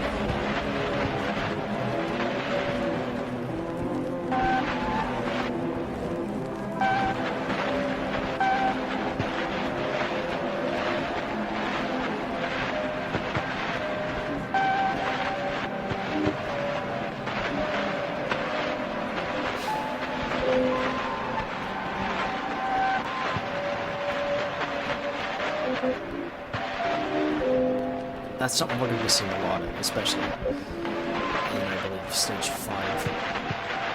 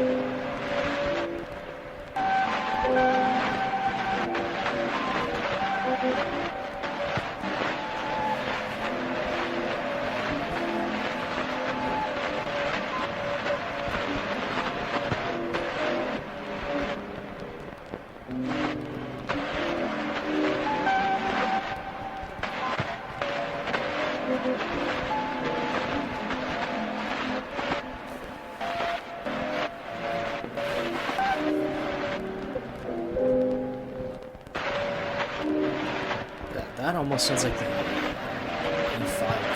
So it sounds almost like an E5.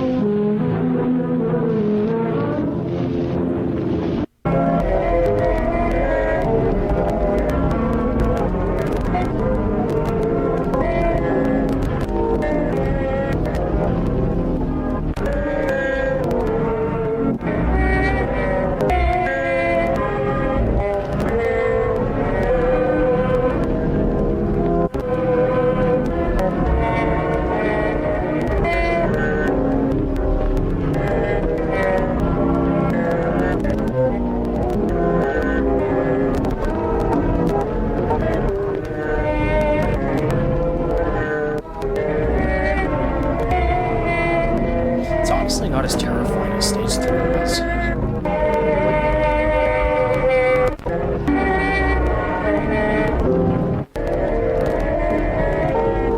don't think that the suspension was any with the early stages.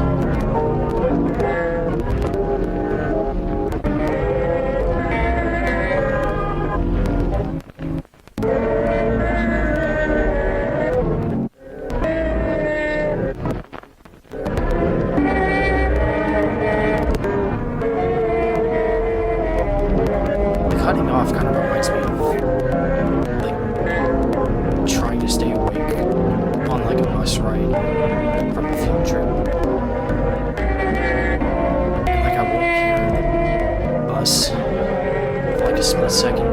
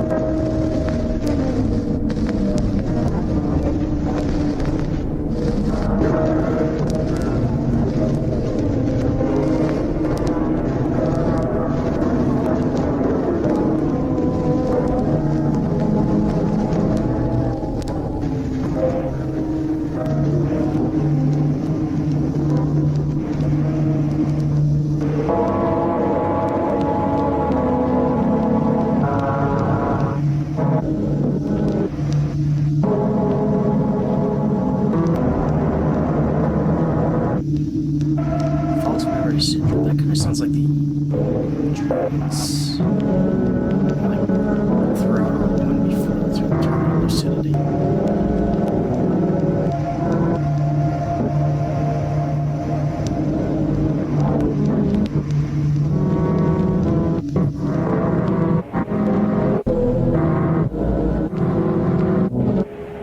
Random sections playing.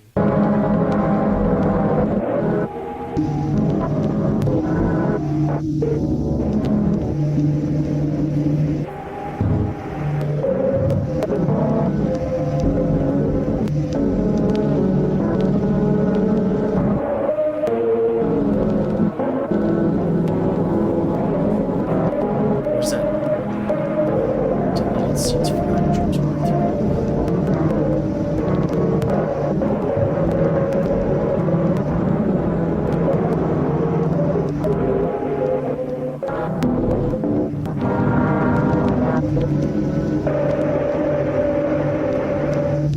Kinda shows you I know nothing about the Caretaker. I was going to listen to an empty list beyond this world in preparation for this. But I didn't want to desensitize myself. But you know, I'll be sure to give the rest of the Caretaker's stuff a go.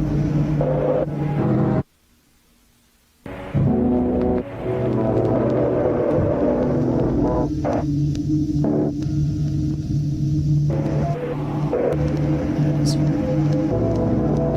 contemplation.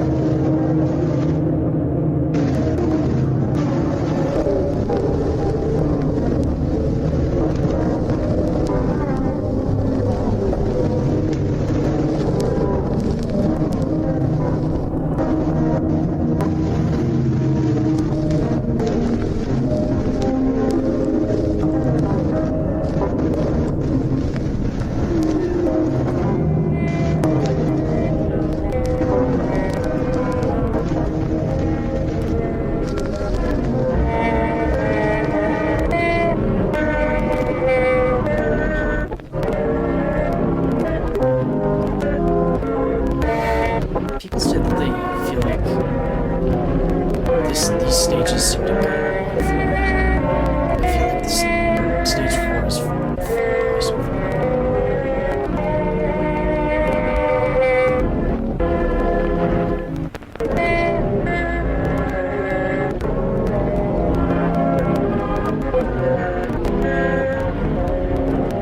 Not quite to my favorite segment yet.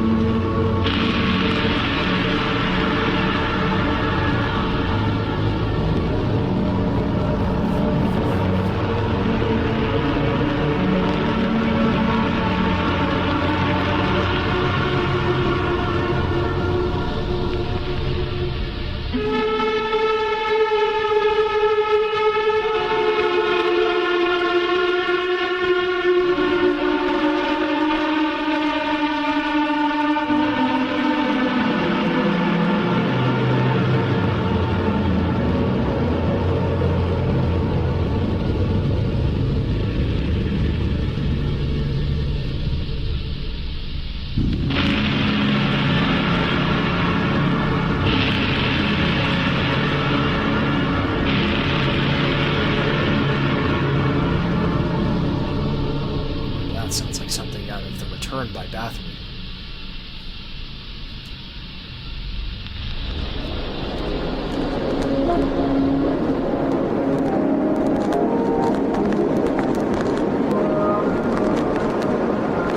This, I believe, was the song sample for Pencil.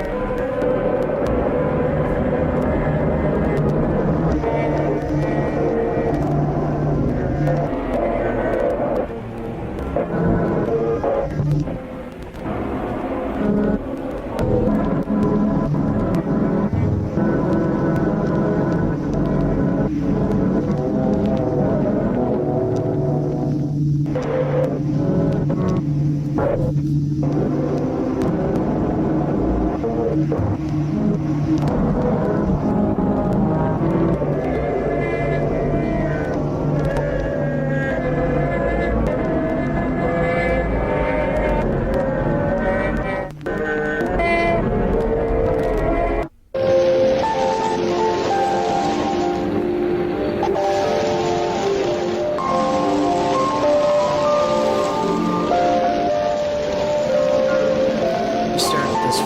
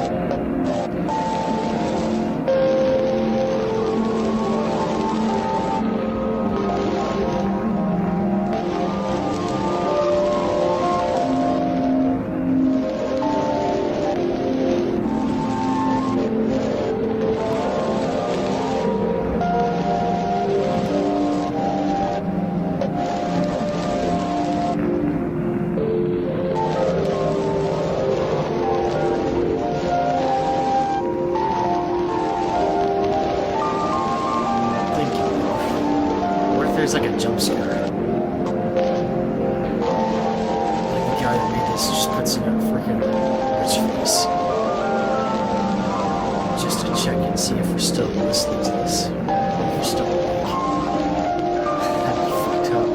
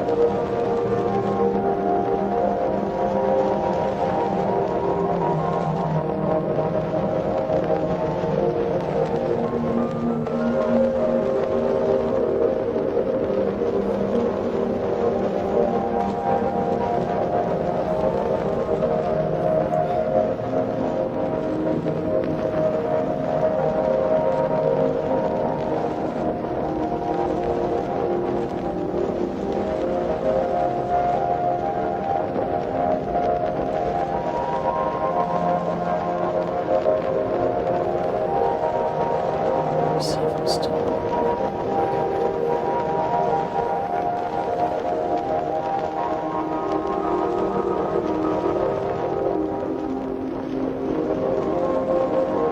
So now A for this thing to stop recording for whatever reason.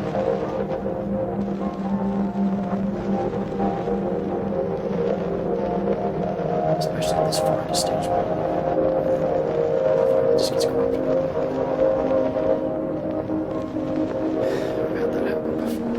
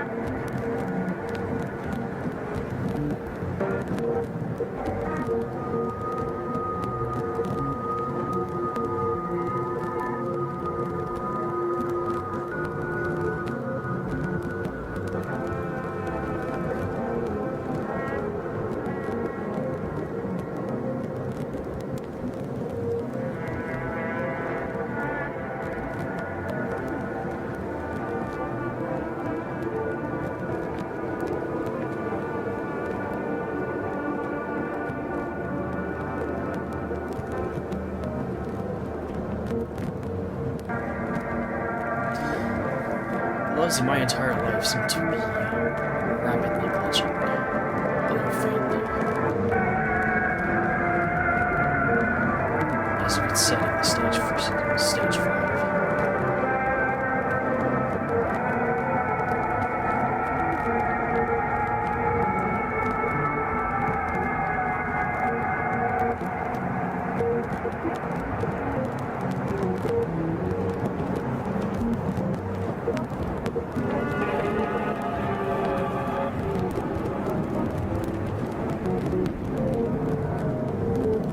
It's just simply the memories that are affected to that moment.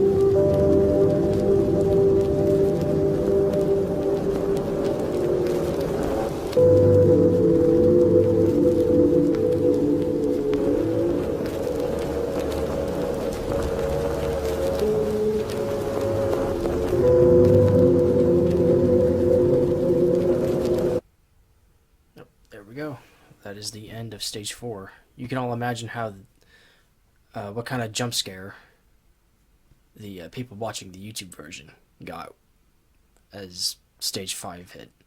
But let's go on ahead and go review this.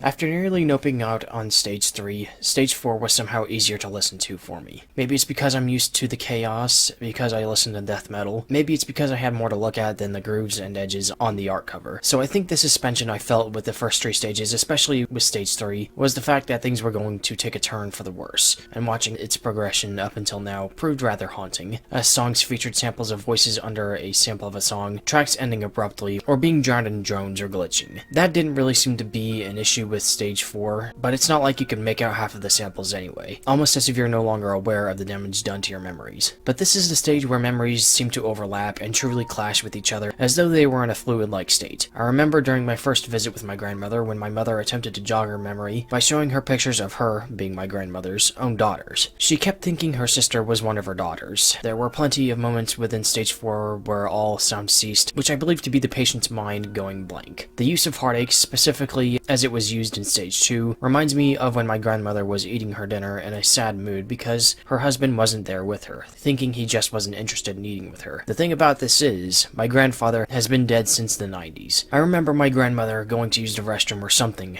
my mother guiding her, and I remember whispering to my father and going, "That's fucking depressing, man." Heartaches from stage 1 also made an appearance, which I can only assume the patient to believe that their spouse is still alive, but the patient is waiting patiently for their return. There are 2 semi-clarity moments throughout stage 4, the famous Hell Sirens segment and the last 7 minutes of J1, or just side J if you prefer. The Caretaker community seems set on Hell Sirens being a PTSD moment, a memory of a traumatic experience. While one could look at it that way, not everyone has a traumatic experience. As far as I know, my grandmother never served in any wars, or had something super awful happen to her. Some have theorized that this could be a panic attack as the patient realizes that the truly awful part of dementia has begun. The last 7 minutes is a xylophone track stretched so thinly that it sounds like an organ or some sort of keyboard instrument. One Redditor theorized that, with I1, fear, pain, anger, and other negative emotions are no longer present in the patient, and that J1 was a continuation of the bliss state. By this point, the patient has basically regressed back to being a child in mentality. Though where stage 3 showcased individual memories being as corrupted as stage 4 as a whole, stage 4 showcased some individual memories that were as corrupted as stage 5 as a whole. In particular, the patient showcases the faintest memory of B4, which seemed to glitch uncontrollably and was pretty much indecipherable. In the second half of stage 4, the patient has forgotten how to respond to threat and pain, and enters a state of bliss, unaware of and apathetic towards dangers in their environment. But that just means that the next thing to give way is the peace. In the next stage of dementia, patients have high tempers and will often resort to violence because they think their caretakers are trying to harm them. I often wonder if the patient's brain at that point is relying mostly on primal instinct. That said, I'm not 100% sure, I'm not a doctor, that's just a hot take. Throughout stage 4, samples were still somewhat confined to one song, even if different versions of a song were playing as well. In stage 5, that gets thrown out the window as memories become even more fluid. Ladies and gentlemen, the description for stage 5 reads, post-awareness stage 5, confusions and horror. More extreme entanglements, repetition, and rupture can give way to calmer moments. The unfamiliar may sound and feel familiar. Time is often only spent in the moment, leading to isolation. Let's go. Alright, ladies and gentlemen, we are going to be reacting to stage 5 now. This is exactly 1 minute longer than stage 4, so let's get to it.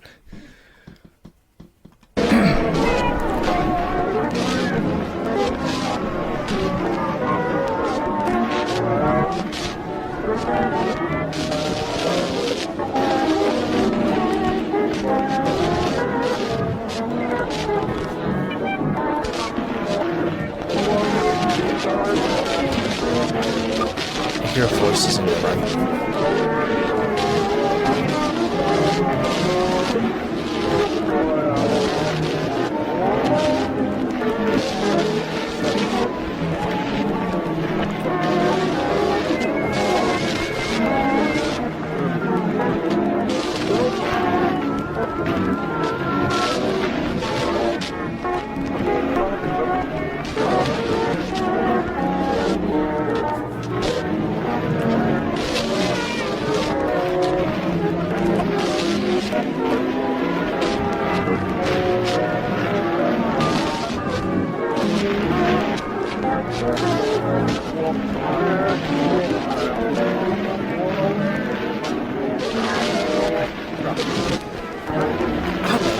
just gotta...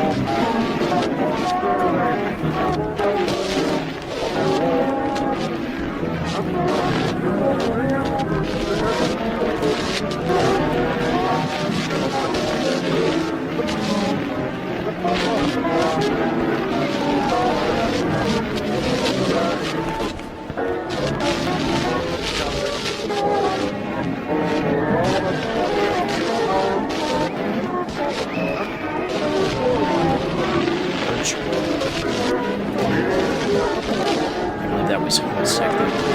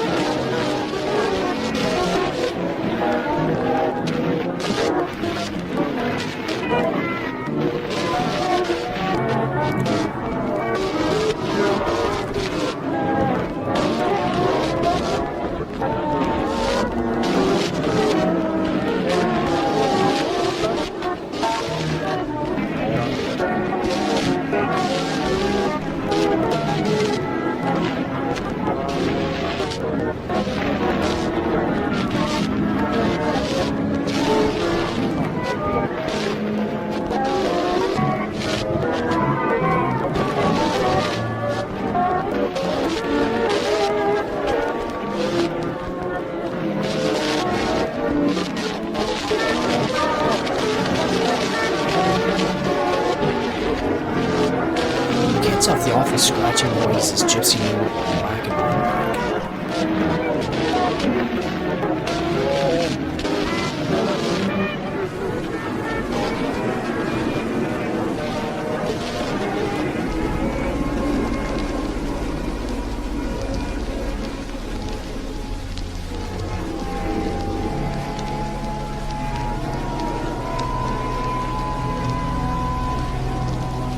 That's interesting. I didn't know about this clip.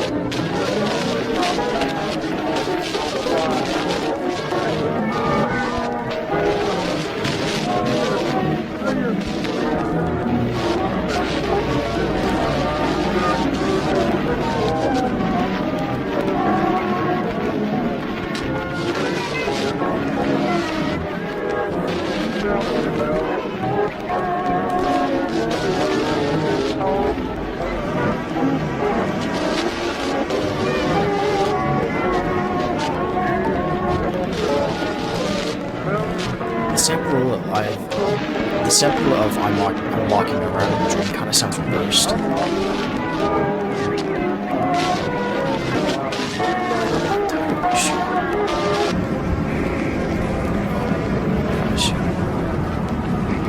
There are some samples down here on the bottom right, which again is why you should check out context switch.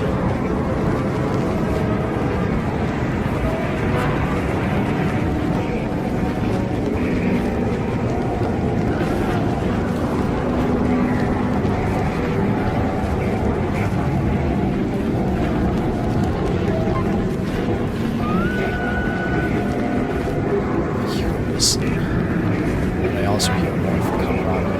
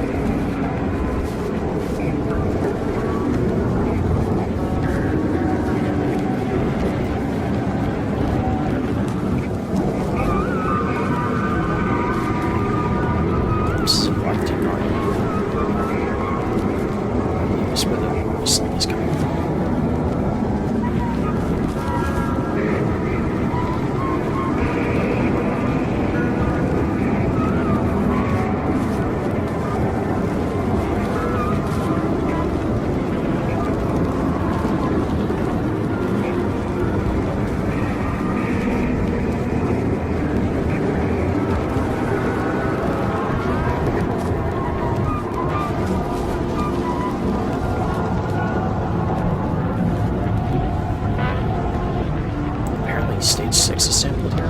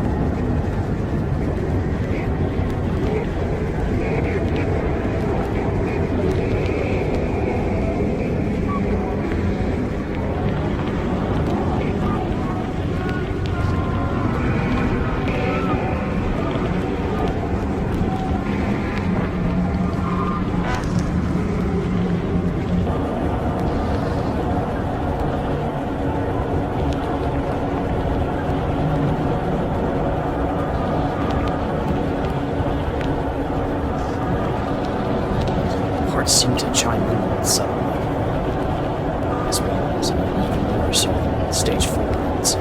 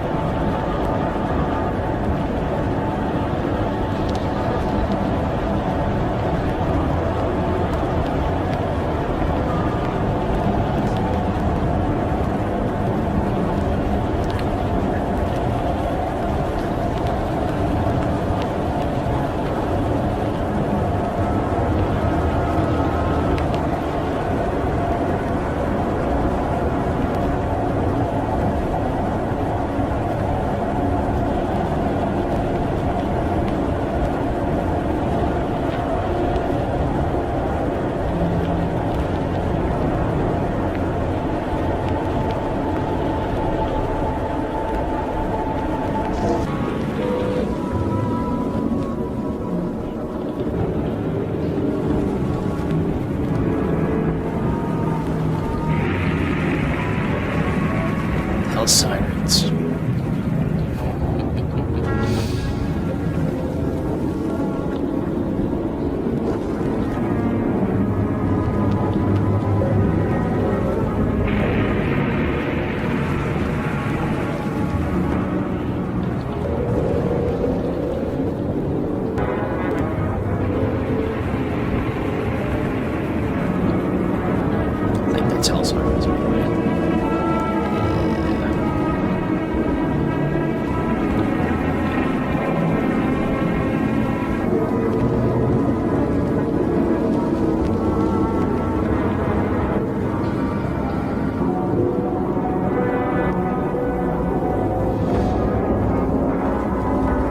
By the way, I don't mean to patronize it. I don't mean to patronize dementia, but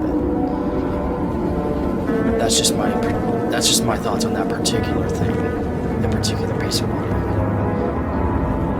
It sounds like some black metal album from the 80s.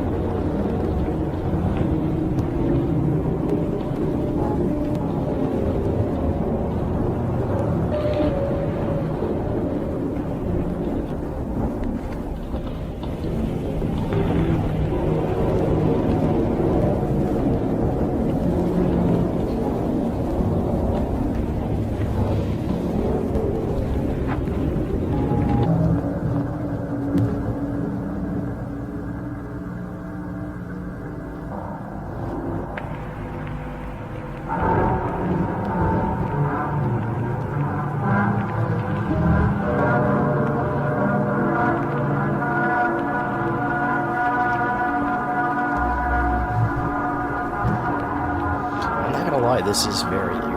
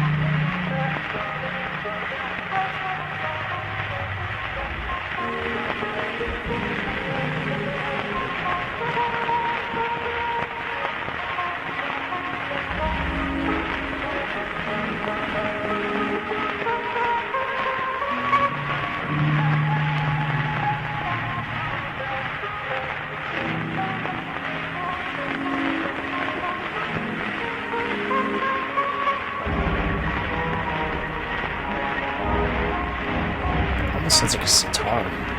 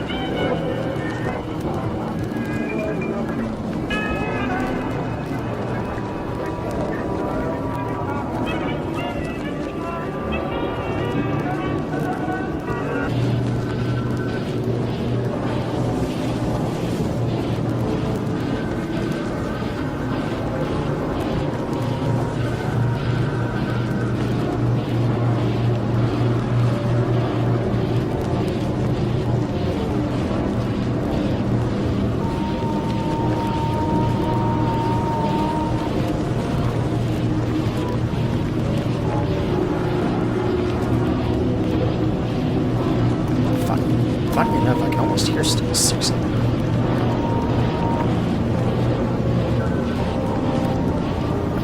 I guess I should be seeing.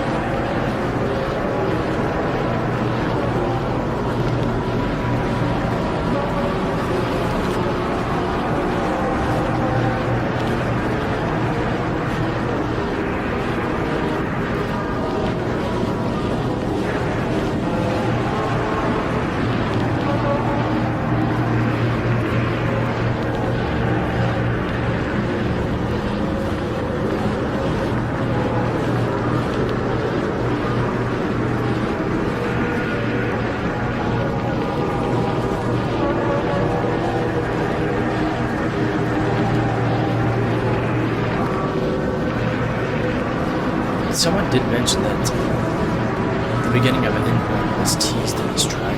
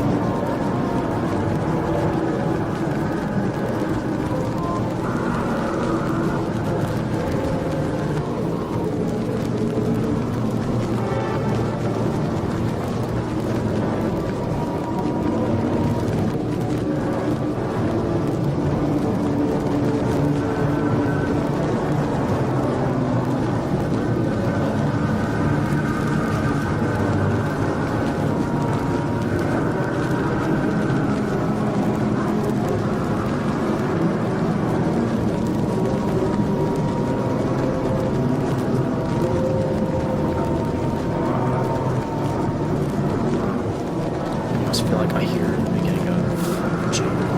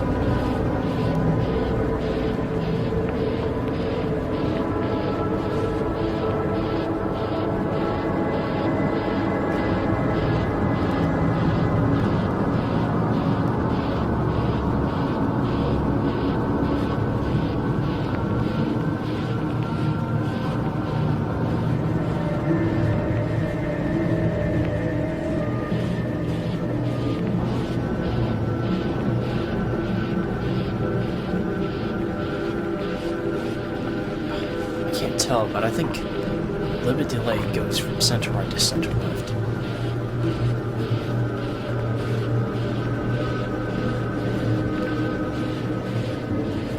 Yeah, seriously.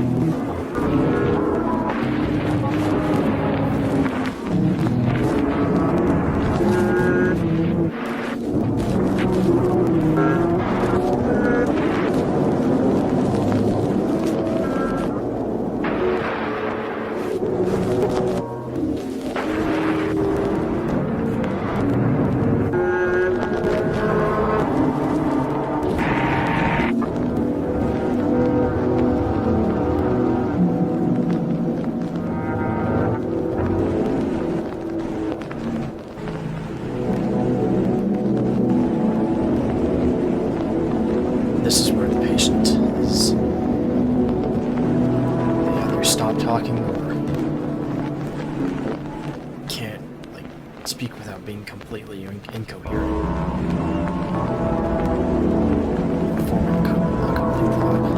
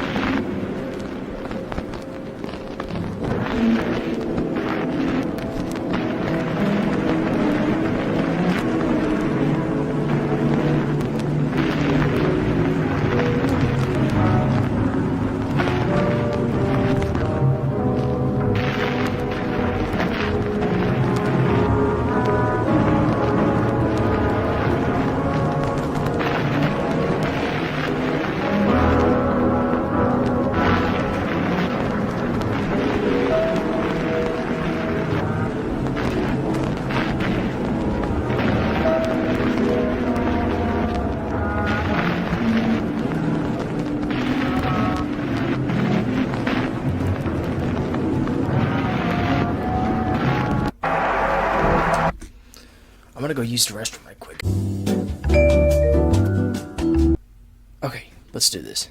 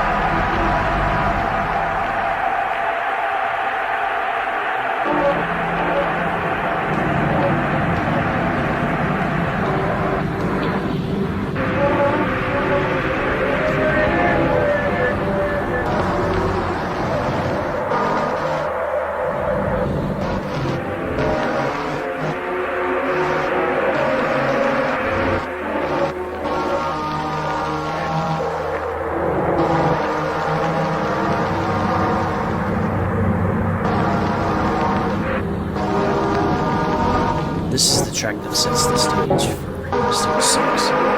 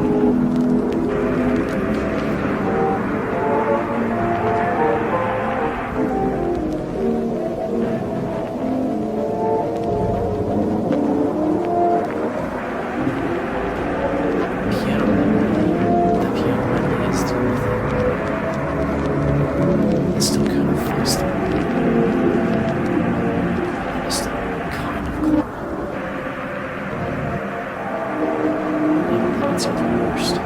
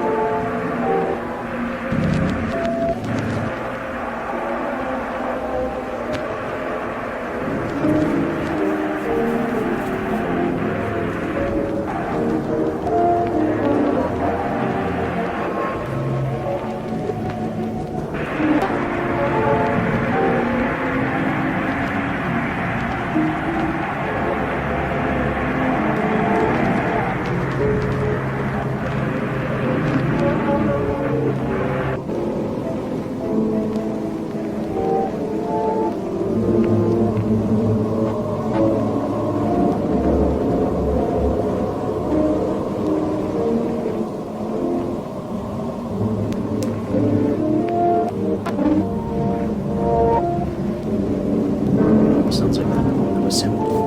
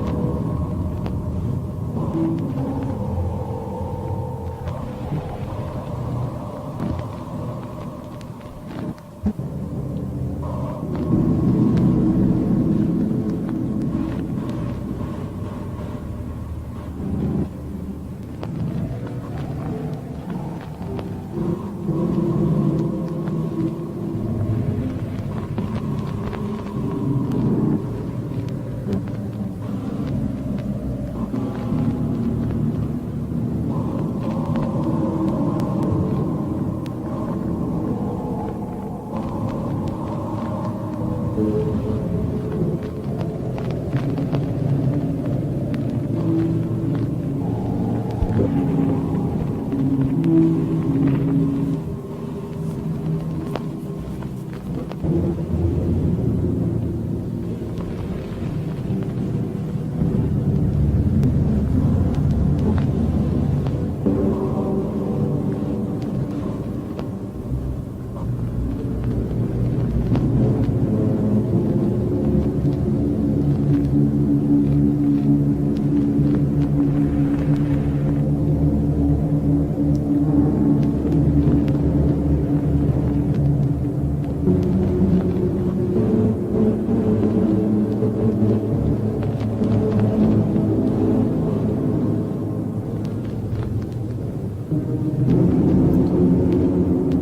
the pianos.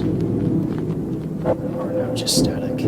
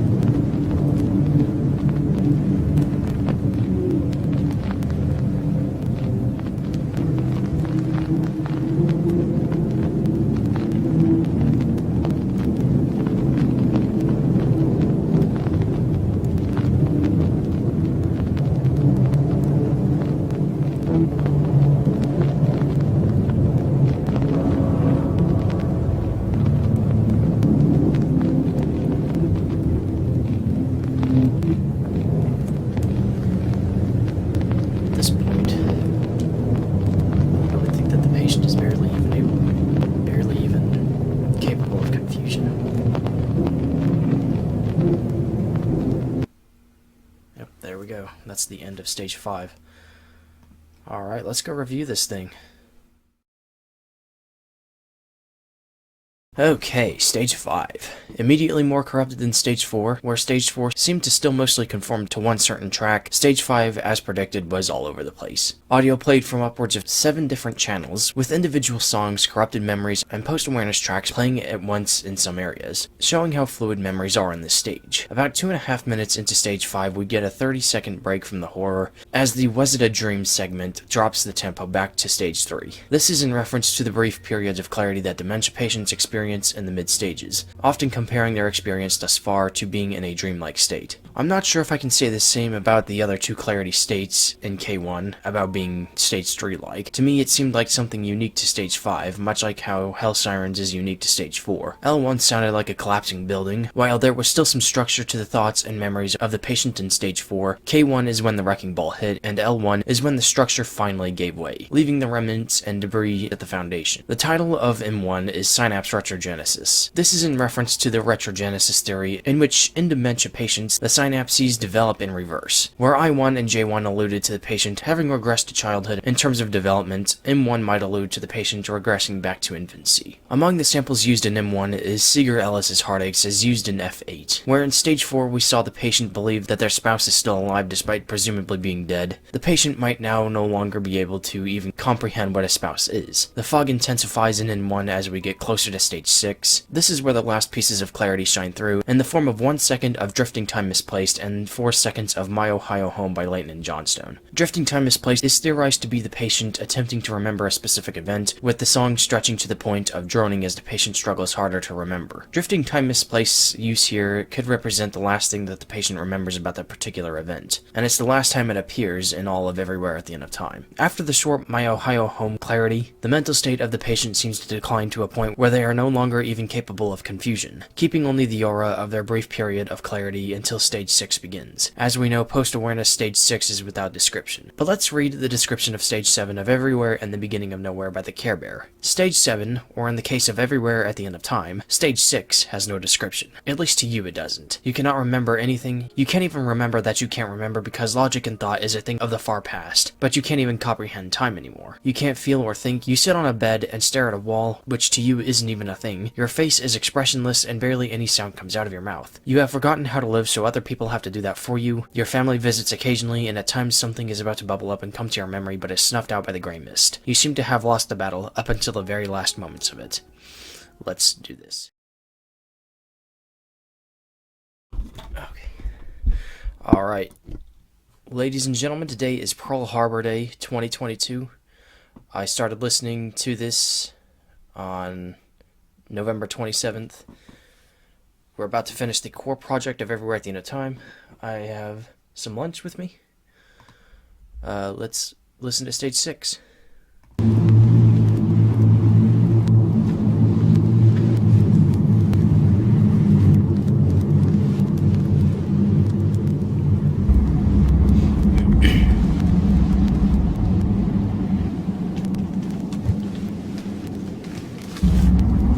Things that are beautiful and transient, like life.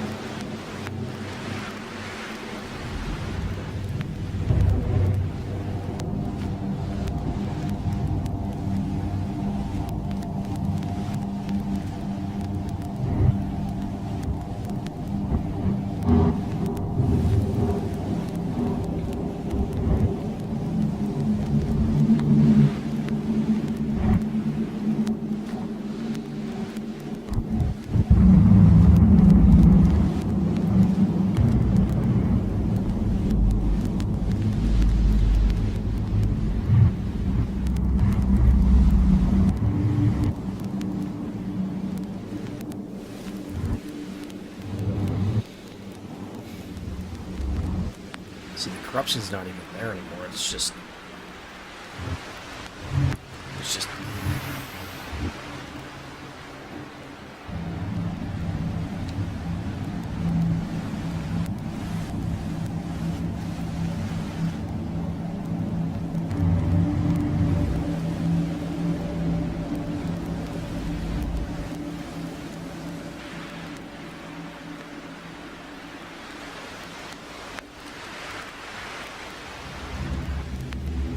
almost sounds like the ocean.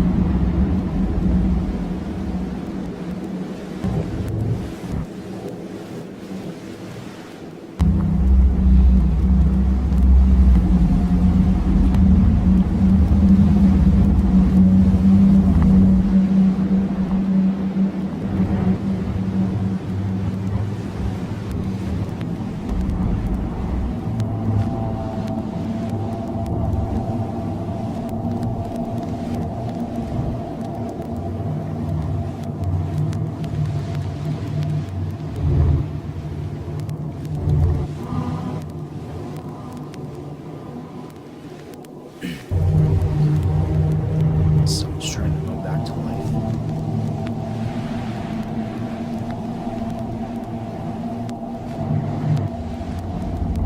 A little bit delay just sounds like a cave.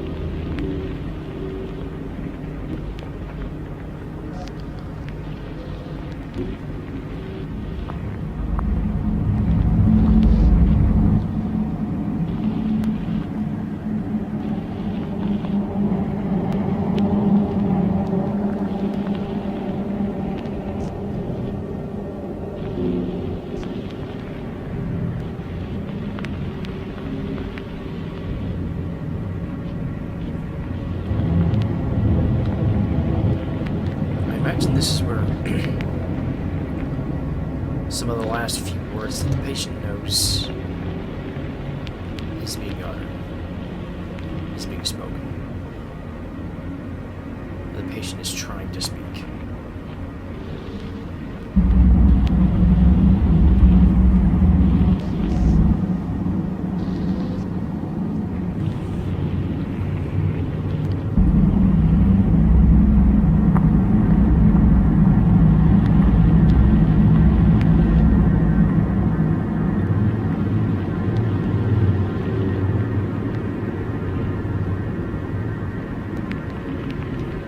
As you can hear, like, keystrokes.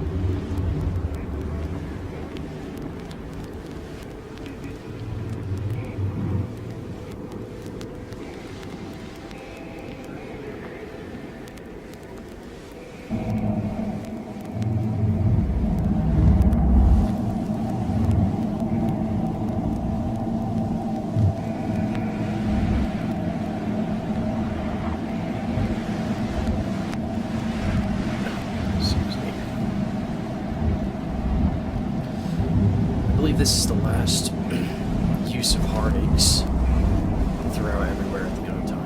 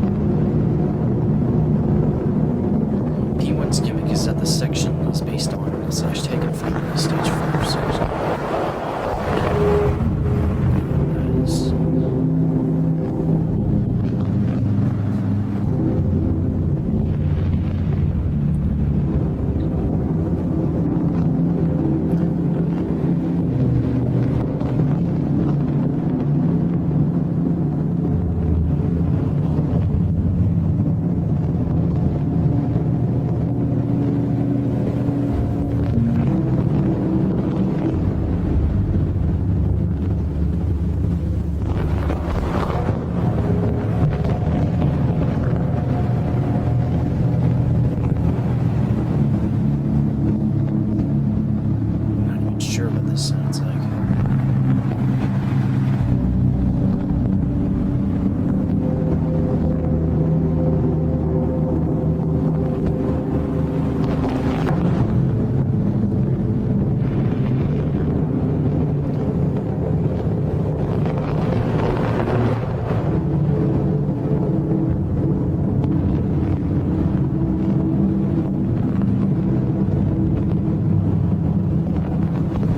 The static in this kind of sounds like Dracula's castle collapsing in it.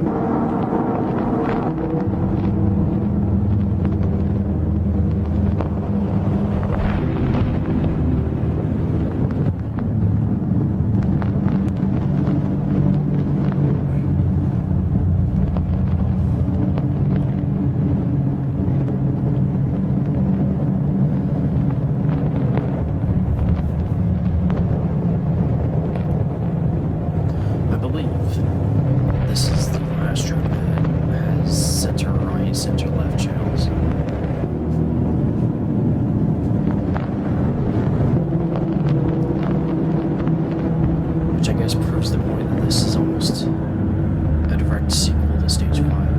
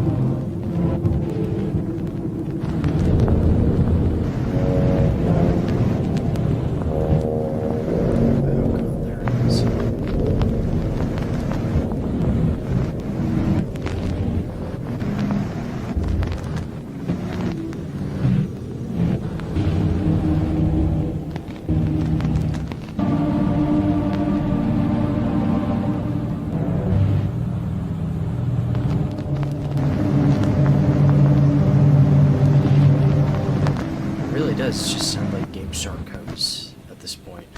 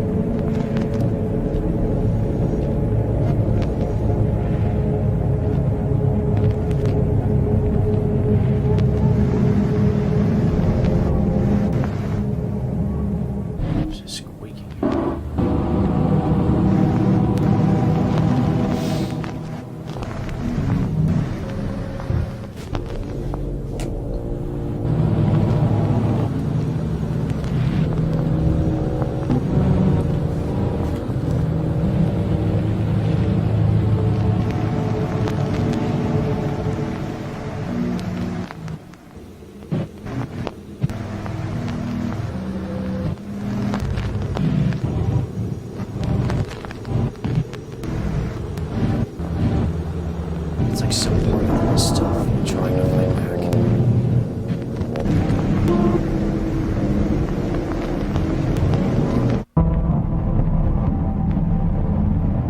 Long Decline is over, I believe, is the last track that has some sort of loop.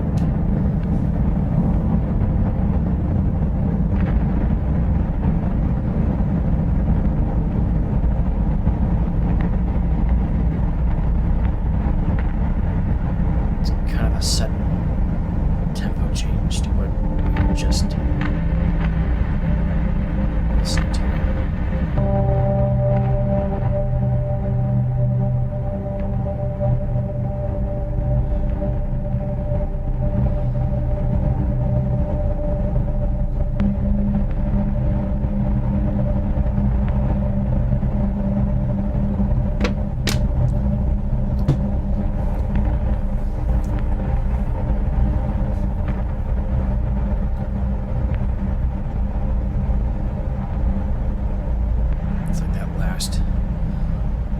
Fit that was actually confusion. Just snuffs out.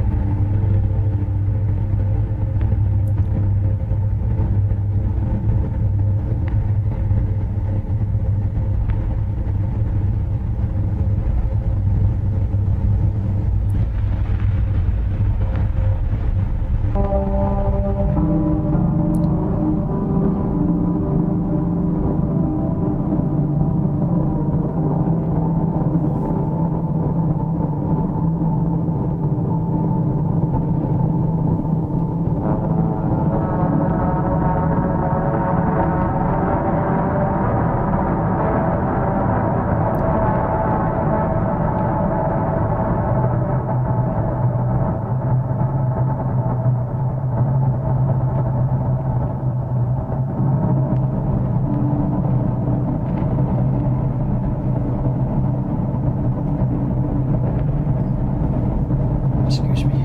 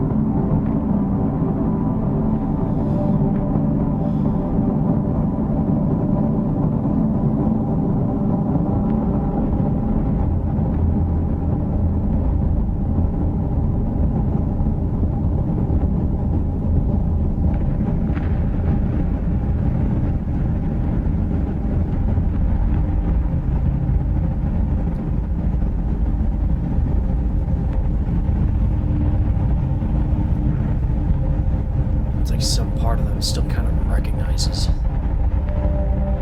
objects.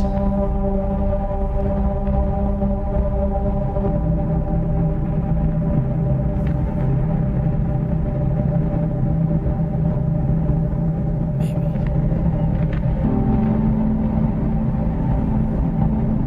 Or they're reminded of something. And it just echoes in their mind until it fades back into the dust.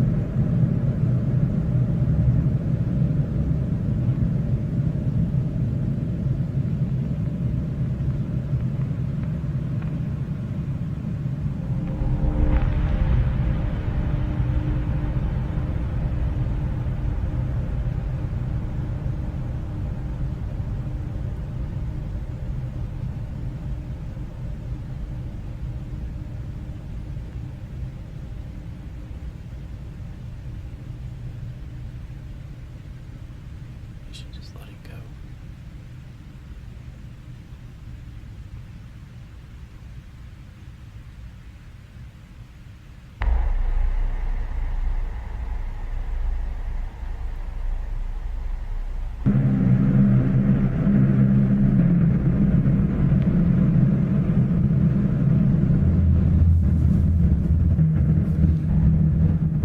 Excuse me.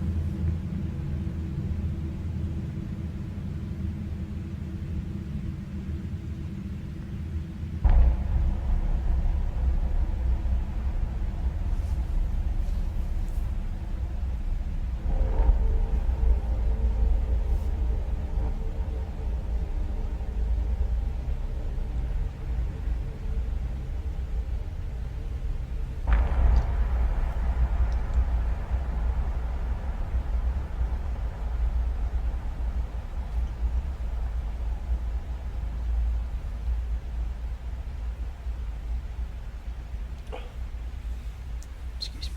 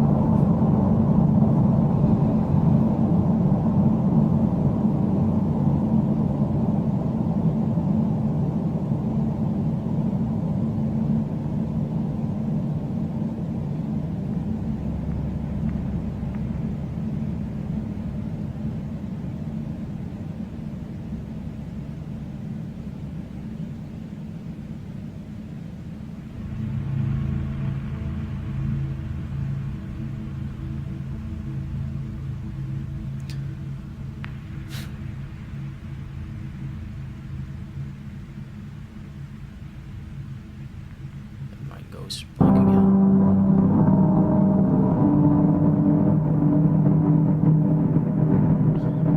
Here is the end of the line.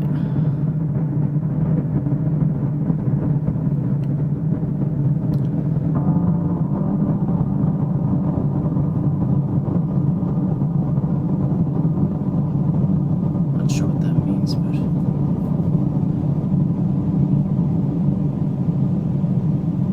there are cases where dementia patients die in the late stages because they can't swallow food and they develop pneumonia because it goes down the wrong hole.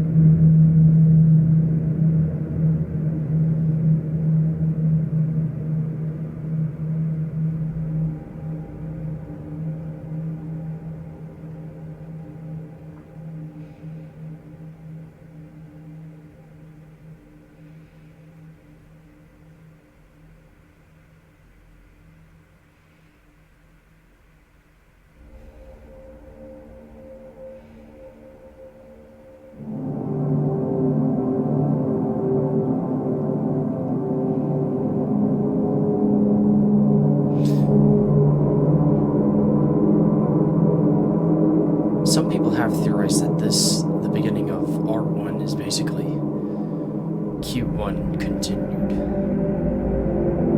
up until the drone start.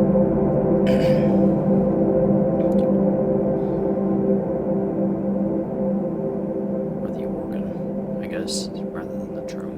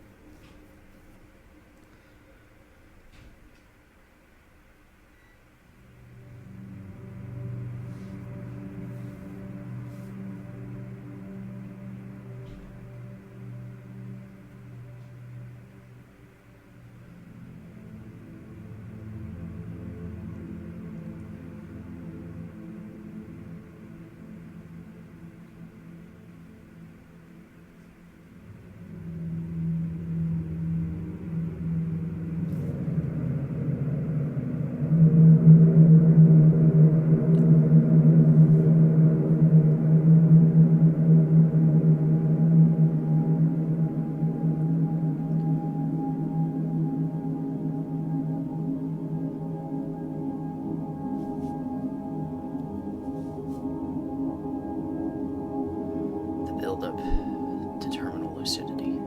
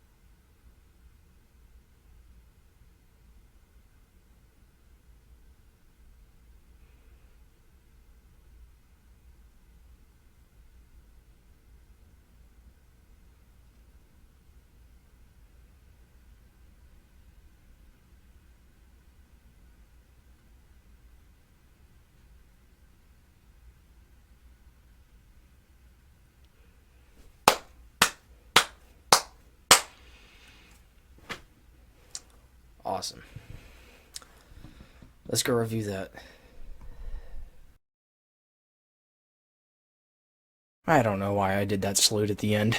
Ladies and gentlemen, we have completed the core project. It is with pride and joy that I can say that I listened to all of Everywhere at the End of Time by the Caretaker. Let's talk about Stage 6. Some people say that P1 probably should have been the first song on Stage 6, but I think O1 serves its spot good enough, seeing as how the end of Stage 5 was just drones and brain fog. The beginning of O1 continues the flow of N1, though maybe a little more lifeless. There are still bits here and there where clarity attempts to manifest, but it easily gets overtaken by the drones. This might be interpreted as the patient having something try to bubble up and come to their memory, and perhaps the patient attempts to talk about it, only to utter something akin to the babblings of a baby. The ability to even show confusion has faded by this point, but it comes back to them somewhat in P1. It's almost as if some part of them is still trying to fight, although the bar has been lowered so low that even a state of post-awareness is acceptable. The trumpets coming from There's Too Many Eyes That Want to Make Eyes at Two Pretty Eyes I Love made me think it was Hell Sirens at first, but lowered an entire octave. There are parts where the patient's brain quits working altogether only to reactivate suddenly. Apparently Q1 has a loop to it. I don't know how true that is, but the corruptions of F4 are random throughout the entire track, so I guess the same could be said for Q1. Stage 6 is comparable to Stage 4 in my opinion. You can still make out pieces of song, but where Stage 4 has more to do with memory, Stage 6 has more to do with the overall functioning of the brain. You can hear the occasional melody, which can be interpreted as the patient attempting to recall a family member's name. Where the music in H1 would cut off as the patient's mind went blank, the periods of silence that occur in Q1 might be the patient's brain shutting off completely. This continues into R1 before the organ sound. The patient's mind is attempting to focus on their last memory, and then something finally clicks, and the fog is cleared. The sample for the finale is the same song sampled in Friends Past Reunited from the Caretaker's first album, and is considered to be the full circle moment of the Caretaker moniker. The two most popular theories about the finale are terminal lucidity and the funeral. I personally think it represents terminal lucidity, and the final minute of silence represents death. Although I do see why people believe the finale represents the funeral, because what plays is essentially funeral music. Some have theorized that the final track of Everywhere and Empty Bliss, and Bliss Everywhere Bliss, was the original candidate for the finale of Everywhere at the End of Time. And Bliss Everywhere Bliss particularly reminds me of my grandmother. I'm not entirely sure what kind of music my grandmother listened to, but And Bliss Everywhere Bliss sounds like something she would enjoy. Someone made an alternate version of the finale which replaced Friends Past Reunited with The Way Ahead Feels Lonely, and every second of it gave me chills. It would honestly fit, because we don't know what really lies beyond. Purgatory, heaven, hell, Valhalla, Sovngarde,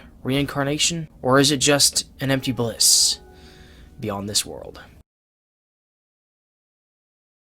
Ladies and gentlemen, as you're probably aware, my original plan was to react to Purgatory and Heaven, two albums by Wilhelm Lyons dubbed as the 7th unofficial stage of Everywhere at the End of Time, but out of caution I decided not to do that, as my computer's storage shrunk significantly over the course of making this. However, I have alluded to maybe reacting to his Reincarnation album for 2,000 subscribers. Despite having to cut this short though, I still think I went pretty big. This is one of the most important pieces of art of our time, and I sat through 6.5 hours non-consecutively and delivered a review on each part. This will still be my longest video to date when I post this. I try to rationalize not doing Purgatory and Heaven because, to me, it doesn't feel right trying to assume the afterlife. As I implied just a minute ago, no one really knows what happens to our souls, if those even exist, when we die. I also went in with the intention of focusing just on the dementia part of it, and trying to give the character portrayed in Everywhere at the End of Time freedom from the disease in the form of the afterlife really just seems like an act of copium. That said, albums like Purgatory and Heaven are interesting takes and do add to Plunderphonics as an art form. Everywhere at the End of Time has inspired a community of people, it has inspired me, and it will continue to inspire people for ages to come. Everywhere at the End of Time has introduced me to new music in the form of ballroom pop and jazz, kind of like how disco has a death date despite seemingly being resurrected by R&P, rhythm and pop musicians of today. I would almost consider this album to be the death of ballroom pop, because in my opinion the album is too impactful for it to only be the death of a persona. That said, however, the project has uncovered the music of a bygone era for the people of today to discover and enjoy. I learned about both dementia and music through Everywhere at the End of Time. I'd never had an experience that was interesting, fun, and frightening all at once up until listening to Everywhere at the End of Time, but here we are. I'd eventually like to begin releasing my own Caretaker-style material at some point. As someone that has always been interested in cultivating metal music, it'll probably be mostly metal that I experiment with. It won't be something that I try to make money off of, because most metal music isn't more than 50 years old, and you know how record labels are with copyright. But I'll find a way, even if I have to use edited versions of cover songs for my own Everywhere at the End of Time grade project. But we'll see once we're ready. Well, I suppose I can finally lay Everywhere at the End of Time to rest on my end. I highly recommend giving this album a listen when you find the time. I will probably go back and listen to it all in one sitting, though the earbuds I currently own only last for about 5 hours maximum, and I don't know any other brand of earbuds that can hold a range of more than a foot before they start cutting out. But the gates are finally open for me to check out more of Leyland Kirby's work and work inspired from him without having to worry about desensitizing myself. Whether I choose to write reviews or even react to the rest of Leyland Kirby's work, I don't know. One thing I do want to bring up is despite the fact that Everywhere at the End of Time saw a level of its mainstream success from TikTok, the album did not have a single track chart, nor did it even crack the Billboard 200. Do you realize how many songs only charted because of TikTok that were pop songs? You know something's up when not even TikTok can help a song or album chart that isn't pop or hip-hop. That to me just goes to show how fucking rigged the Western music industry is. The music industry will never show it, but mindless pop music is on the decline. It's never made obvious, but every so often something like Everywhere at the End of Time will find itself as the talk of the town. Well, I suppose this is where I'm gonna go on ahead and sign off. If you made it to the end, congratulations. If you liked spending the day with me, consider clicking thumbs up, share the video far and wide to let the world know what happens when a metalhead listens to Everywhere at the End of Time. Leave your thoughts in the comments section. Is there anything you noticed that I did not, something I forgot to point out? Perhaps you have your own theory? Let's hear it. Finally, if you think you would like to see more from me, I invite you to subscribe. Let's get a head start on 2,000 subscribers. Please also click the bell if you'd like to get notified immediately when I upload, and don't forget to donate to my Patreon. Once again, a link will be in the description. Every little bit helps, but don't go broke for me. Trust me, I'm not worth your last Lincoln. Thanks for watching, everybody, and I'll be back soon with another video. Bye, guys.